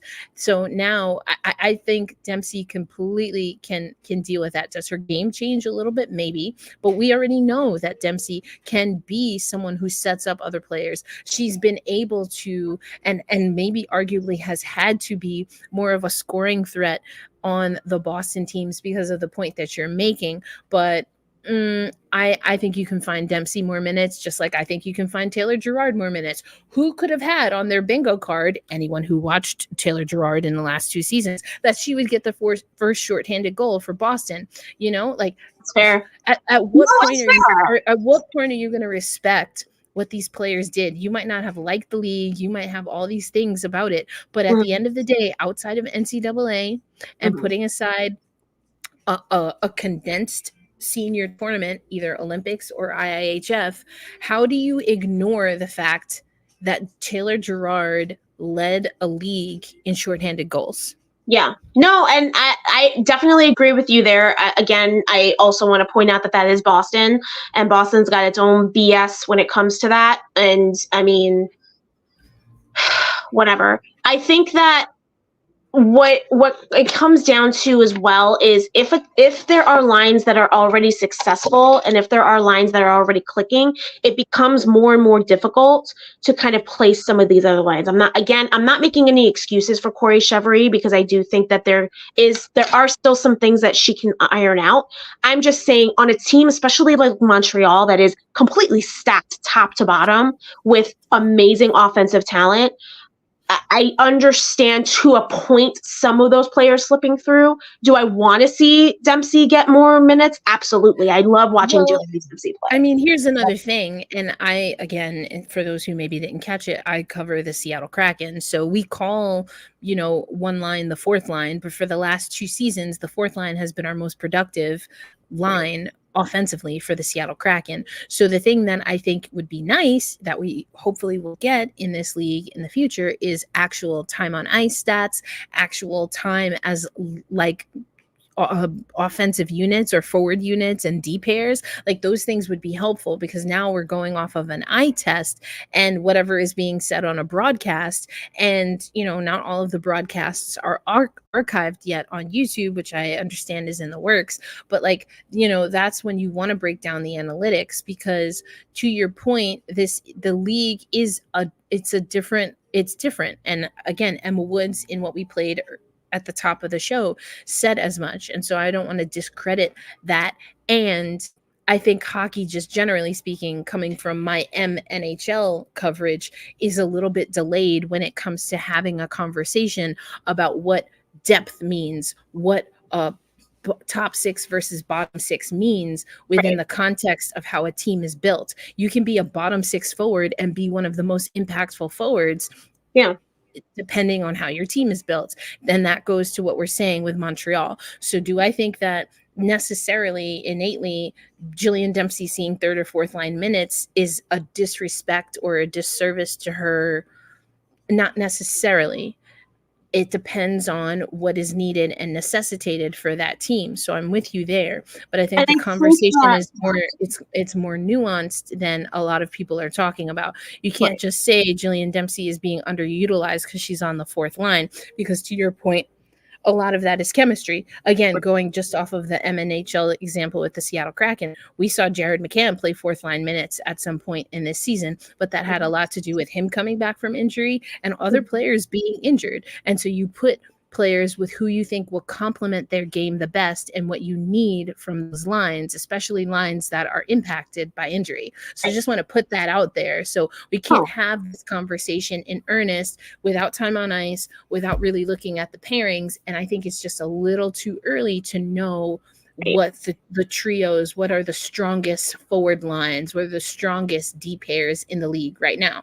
Right. And I also want to point out too that oh my God, I lost my train of thought. I hate that. I hate when you lose your train of thought, right? I think this is also a good point against the whole idea of like elites or best on best, because there is something to be said. There is something to be said for role players within the game. Hello. We still see a lot of that in men's hockey. I think we don't see as much of that in women's hockey, and I don't know why. I think that there's just such a reluctance to embrace those players who, yes, are talented. Obviously, you want to have the top talent in the league, duh. Otherwise you wouldn't have drafts and training camps and evaluation camps and whatnot. But there's also something to be said for players that fill a specific role. You don't have a player like, Kendall Cornine, who is just fast and speedy and able to finish, without a player like Madison Packer or Kelly Babstock that is just able to make those lanes for her and able to kind of get into the front of the net and kind of create chaos. You don't have a player who is all about finesse without a player on the back end kind of, doing the little things that are not necessarily as noticed. You have look at the Avalanche's top line. It's so successful because you have players like Nathan McKinnon who can charge down the ice and play both sides of the puck and is one of the best all-around players. And then you have a guy like Mikko Rantanen who is a finisher and can really just get himself in the right spot at the right time. You have a defensive pairing, and the only reason I'm saying this is because I'm missing the Avalanche game right now. But you have a D pairing like Cale Makar, who is just all speed and all edge work and just gets those amazing shots on net. And then you have his D partner Devon Taves, who can do the same thing, but his positioning is so strong. And he's able to make it so that Cale can kind of bust loose when he has to. That is what makes some of these lines so successful. And I think that that's what women's hockey really still needs to figure out is, what they can do there. And I think, again, if we were having the PWHL Toronto conversation. I think it's a disservice when you don't have leaders that are willing to really lean into those role players, because they don't have the role players that maybe they're used to, like a Jamie Lee Rattray, for example, for the Canadian national team, which arguably, I mean, you're putting her in a role play situation, and I'm like, she about to bust. I hope she busts it open, because she could be a dang superstar. Well, I mean, we saw it in Worlds. She didn't get a whole lot of ice time, but she made every single one of those minutes count. You noticed her when she was on the ice. So that's huge. Well, I don't know about enforcers, retro. We just need to let go of that altogether. But I agree that we're going to see impact players. We're going to see role players. We don't need enforcers. Enforcer is such an outdated concept. No offense. Really, no offense, but like I do think that it is a very outdated concept. I don't even think the NHL has true enforcers anymore. On every line, you got to have somebody that can do more than just stand on skates, and that's not a bad thing. That's not a bad thing. It's definitely not. And so that's maybe I feel like we probably should have named this the PWHL learning curve, because I think that's what we're going to see. I don't think that it's looking too favorably for Toronto outside of the gate. So is this that they need to switch up usage? I think we all agree. Yeah, they do. It's a good thing I'm missing. Maybe it's a good thing I'm missing this game. I just checked the score. It's 3-1 Boston. There's 5 minutes left in the first period. What's going on? Boston's in a Boston. But, is there an offside review? Oh, there might be an offside review. Oh, yeah, it's an offside review. Okay. He was offside 2 feet. I'm sorry. Go ahead. Mute, delete. Okay, retro clarifying taking away the rush and powerful players. 80s, 90s era of enforcement is deaf dead. Okay. I never heard of the term in that phrase. So we accept. No, I think that's a good point. That is a good point. And I think that is something, I think that's kind of what you call like your checking line, right? You talk about that in terms of, taking those lines away. You take it, will increased physicality end the game for sure? No, I don't think so. Cole Caulfield's still playing in the MNHL. So Martin St. Louis is one of the best players still. And he was playing at a time when there were actual enforcers. Yanni Gord, I'm not worried about that. Not at all. Gialta, and that's just talking on the men's side. So I'm not worried about this. I mean, at all. If we're talking about increased physicality, I mean, I don't believe that. Amanda Boulier is still one of the wrecking balls of the league, and she's all of 5 feet tall. So on skates. She's tiny, but she's tough. She gets in there. I love Amanda Boulier. I'm so glad that we get to see her at the I know. Boo. And that's just her name. We're not booing her. It's like Gru, but boo. I think again it goes back to Toronto having a little bit of an issue right now. Kind of reconciling what they're used to maybe with the Canadian system, a la Saucy Rocket's question to us, versus navigating the PWHL. And this goes back to things that people like us on this here podcast have alluded to and said with our whole chests, that the way that this league was set up was very reminiscent of the CWHL. And there's no tea, no shade. It's just facts. However, women's hockey has evolved since then. And we're seeing that the teams, the general managers and coaches who have evolved along with it, I think for right now are being successful. Also, I wanted to say this before I forgot. You mentioned edge work. Taylor Heisey. When I tell you, watching her skate, watching her play is such a treat.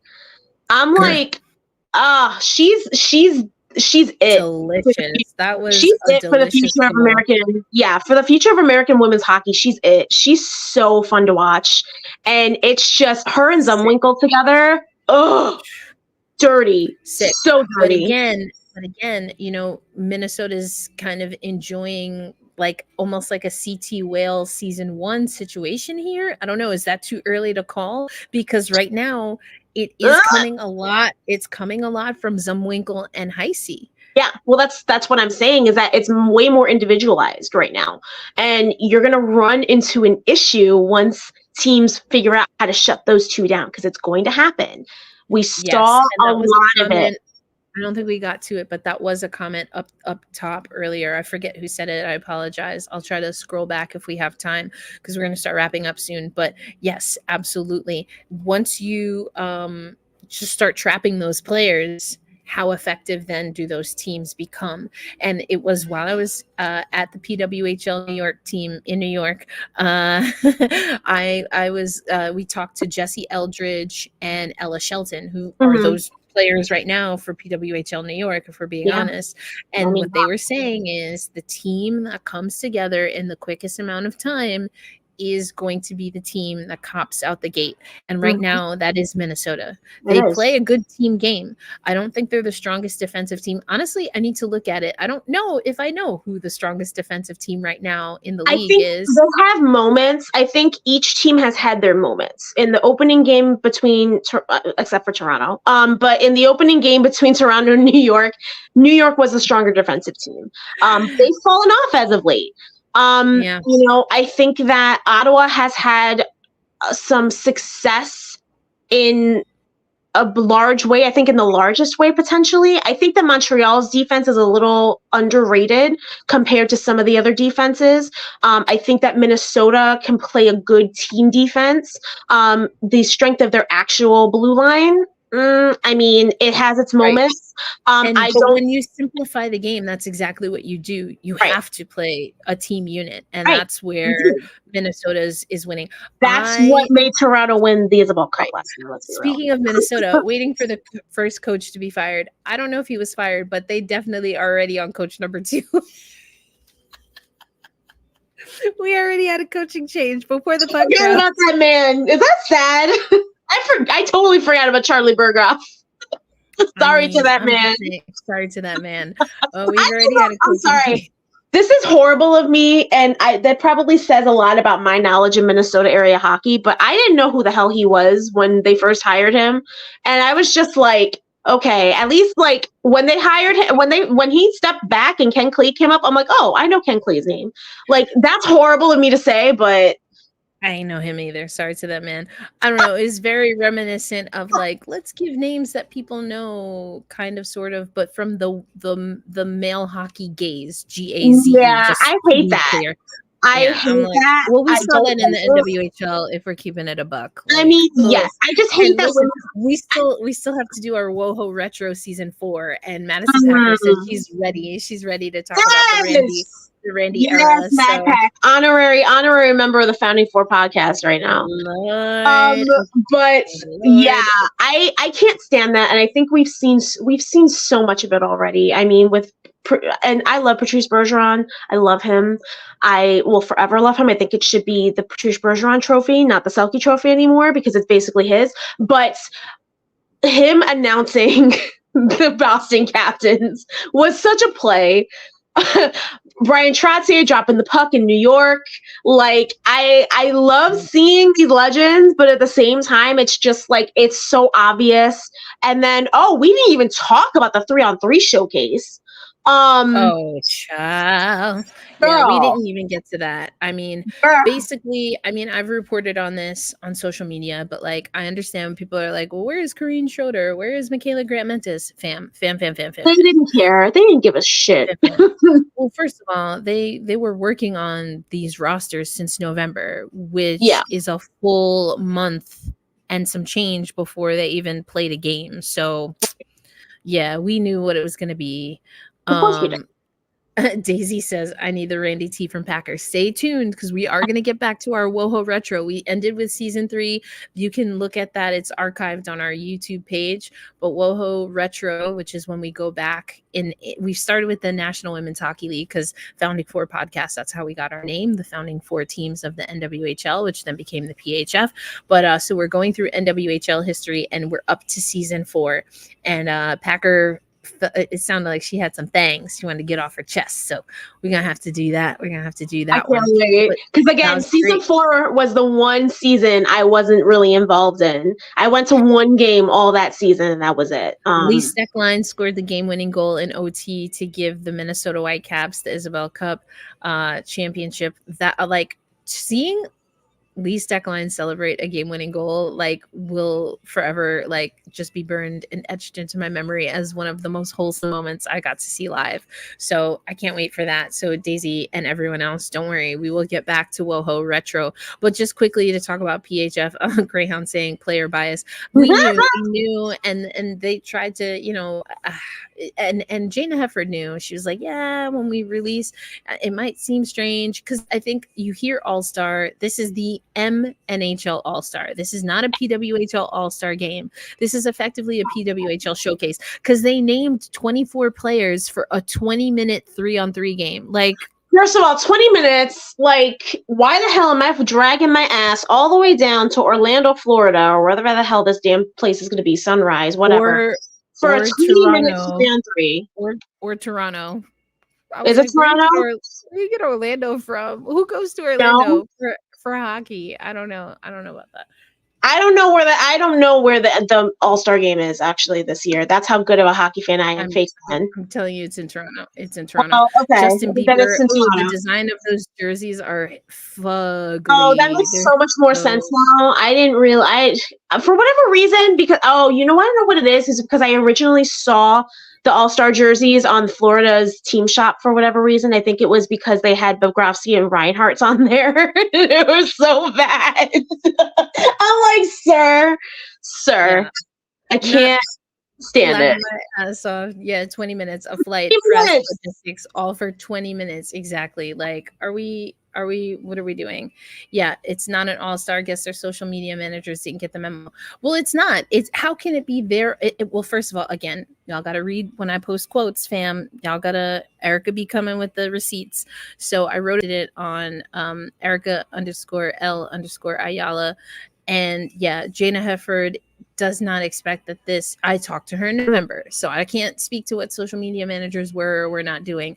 But I spoke to Jana in November, and she said it will not be a proper All-Star for them. They're going to select players. They'll announce how they, which they did.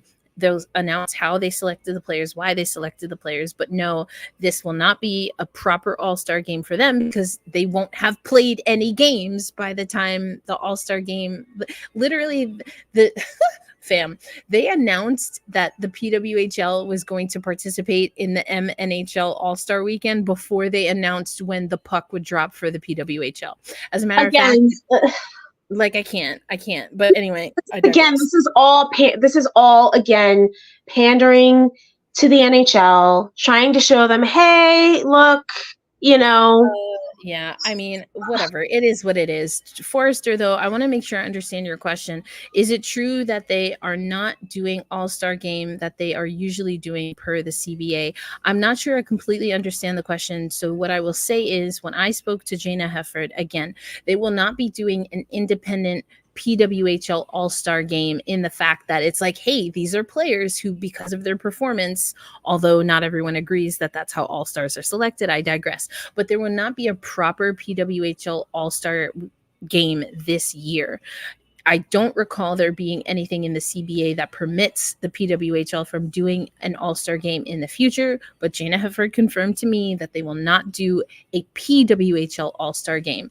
The PWHL is participating in a showcase of women's hockey at the NHL All-Star game. Not the same thing, not a PWHL All-Star weekend. That being said, Jana Hefford also confirmed to me that in the future, the PWHL might have its own proper All-Star weekend. Hope that clears it up, Forrester. I'm not sure if that was your question, but if you want to clarify, just drop it in the chat.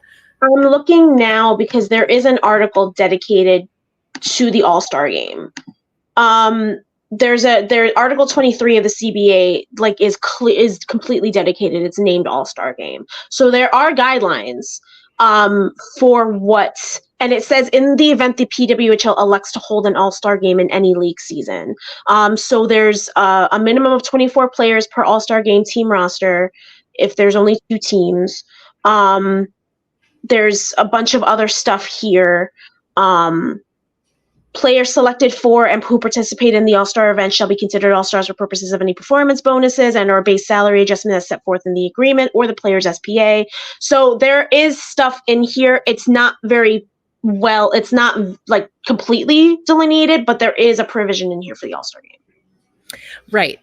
Again, the PWHL will entertain All-Star games in the future. They will not hold one in the inaugural season.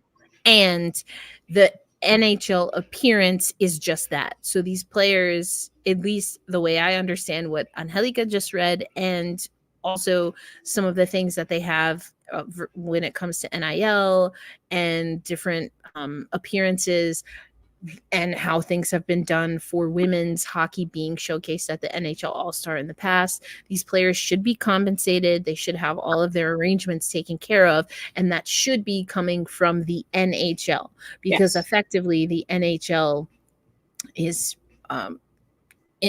hosting them. So anyway. Right. Yeah, I don't know how this will work, but I mean, if we're talking, if that's what your question was, Forrester, that's Forrester saying each player gets $1,000, I think. Yeah, there's appearance fees, exactly. Right. That's in the CBA. And again, this is not a PWHL All-Star game. So what Gunsmith Cat 74 said before, I can't, like, hey, no, you're an All-Star. Like, of course they're doing that because of the song, but like, social media versus CBA versus reality, not the same. Sochmeets, exactly. Yeah, I mean, don't trust everything you read on the Sochmeets. but I mean, that's legit. Like, that's kind of the most frustrating thing is, again, the reporting across the board is, it's all over the place when it comes to that. And I think that a lot of, again, this whole first season, again, is very fly by the seat of your pants. And again, I understand that it's a first season. I understand that. And also you bought an existing league. That's all I'm going to say. So, yeah. Well, okay, so we did talk about it. We did have this on the rundown, but we had so many great nuggets that I almost forgot about it. But let's just get people ready for the upcoming schedule. So this week, we have the next game as of today being Thursday, will be on Saturday, January 20th, New York at Boston at Zongas Center. We also have at 8 p.m. the same day, Toronto taking on Montreal at Verdun Auditorium. Then Toronto will take the ice again on Tuesday versus Ottawa. So they've got a little Canadian swing here at TD Place. And then we have the next day, Wednesday, January 24th, we have two games. They're at the same time again. So get all your screens ready.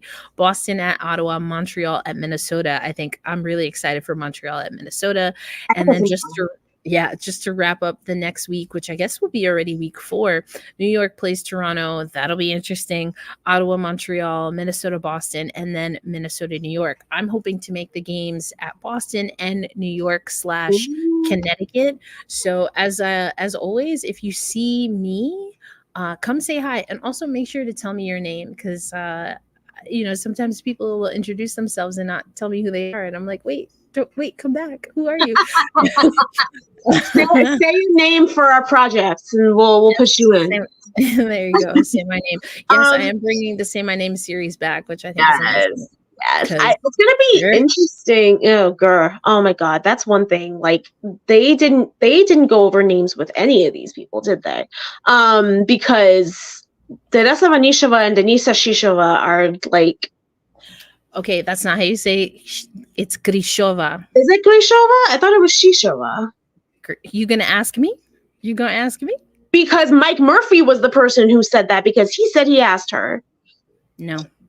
Okay. Well, either way, the way they're saying it is not correct. So Vanishova. Okay. Yes, Vanishova. Katarzyna Mrazova. And Sophie Betty. They've been mangling that for years, I think. I know.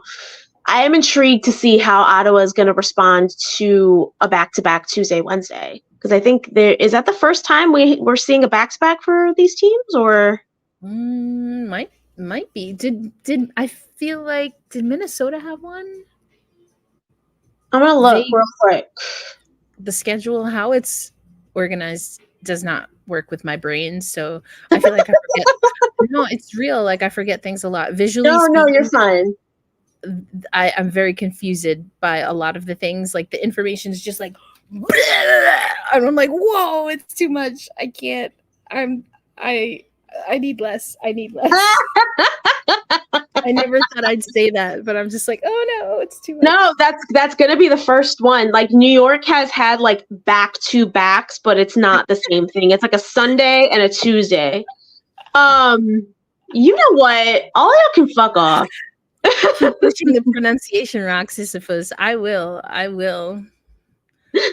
thought you were talking to me for that. I'm sorry, but no, this is the first time that I think we're gonna see like Ottawa's gonna be the first team that's actually gonna have a true back-to-back. Like, okay.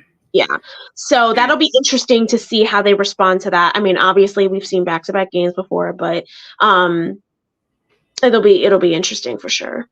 Yeah, indeed. Especially during the week. Well, we are coming in on 2 hours, which is wild. But I feel like we got a lot accomplished. We really had to talk about Toronto because, I mean... Grr. Damn. But as always, thank you for joining us here at the Founding Four Pod. If you're not already subscribed, go ahead and do that. We are inching in on 900 for Black Rosie Media. We want to get to that 1,000 so we can start monetizing. Also, just know that next week, Black Rosie Media is also going to do our live stream of Gotta Get Up, a podcast for New York Liberty fans. We're going to be talking about free agency, which is about to open wide. It's going to be busted wide open in the WNBA. So we'll have that. And then in the next month, so in a couple of weeks, but also in the month of February, we're going to start getting ready for Paris 2024. Black Rosie Media is credentialed. We will be there. And so we'll have ways that you can support our work. We want to bring on some more folks to help us cover. Obviously, this will not be a Winter Olympics, so we'll be covering a lot of summer sports, including soccer. I want to talk about breaking, of course. I want to talk about basketball. We have so many things and we have so many amazing people that we want to bring into the fold. So keep an eye out on how you can support our work. But Angelica, you've already mentioned some things you have coming down the pike. Anything else you want to share with the folks before we wrap it up? Well, if you guys are subscribed to the Ice Garden, if you're paid subscribers, I will have a weekly column coming up. Just some random thoughts on PWHL stuff. You and I as well have been talking about getting just a regular roundup of PWHL games on Black Rosie, so I might be doing that. But yeah, I'm just going to keep on the NCAA roundups. I might have some previews coming down the pike once we know a little bit more about what the conferences are shaking out to look like. It is a very, talking about Sisyphean tasks, it's a very, very much a difficult task keeping up with all of these damn teams in the NCAA, but I am doing my best, and I will have all the news that is fit to print for you there. And listen, the New York Times never called me, so, you know. Anyway, yeah, so I've got a lot of that. And like I said, I do have my deep dive coming up. That's also going to be for paid subscribers, about the WCHA, celebrating 25 years. We have some Beanpot stuff coming up. So, there's a lot of fun stuff. And I'm just trying to, you know, again, kind of get my bearings under me when it comes to, covering all of it. But you know, my first love has always been pro women's hockey, so I can't stay away from it. Obviously, and that's why you're here. That's why exactly. Spicy women's hockey takes. Well, just spicy takes overall. Just spice. We just got a lot of spice. Forrester, if you come through, hey, like I said, come say hi. Would love to say hi. I know people have asked if they can do pictures, if they do autographs. I mean, if you really want my chicken scratch, I am more than willing to provide. But yes, asked me for it once, and I'm just like, who am I? Like, come on. Yes. But yes, hugs if you were a hugger, totally fine. Daps, high fives, nods, head shakes, all the things. What up? I don't know. Winks can be a little, I don't want to, I don't know. The same Ask for it, I will guess, give it to you. I guess a wink is better than like the old school Facebook poke, which was just creepy. The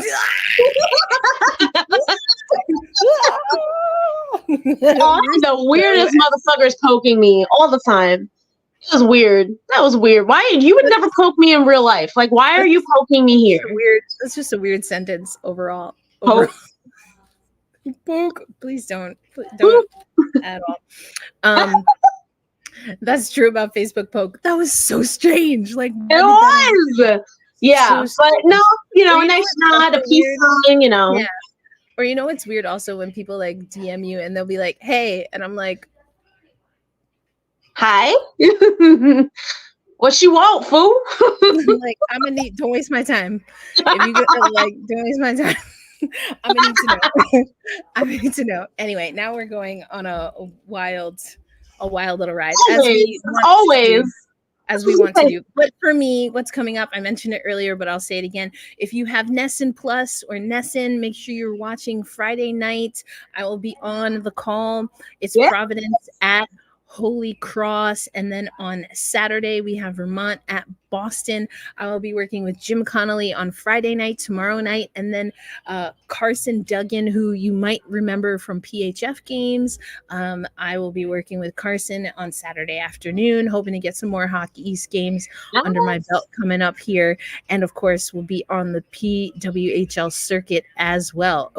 Totally forgot to mention. Huge congrats to Soria Tinker on her debut for color commentary.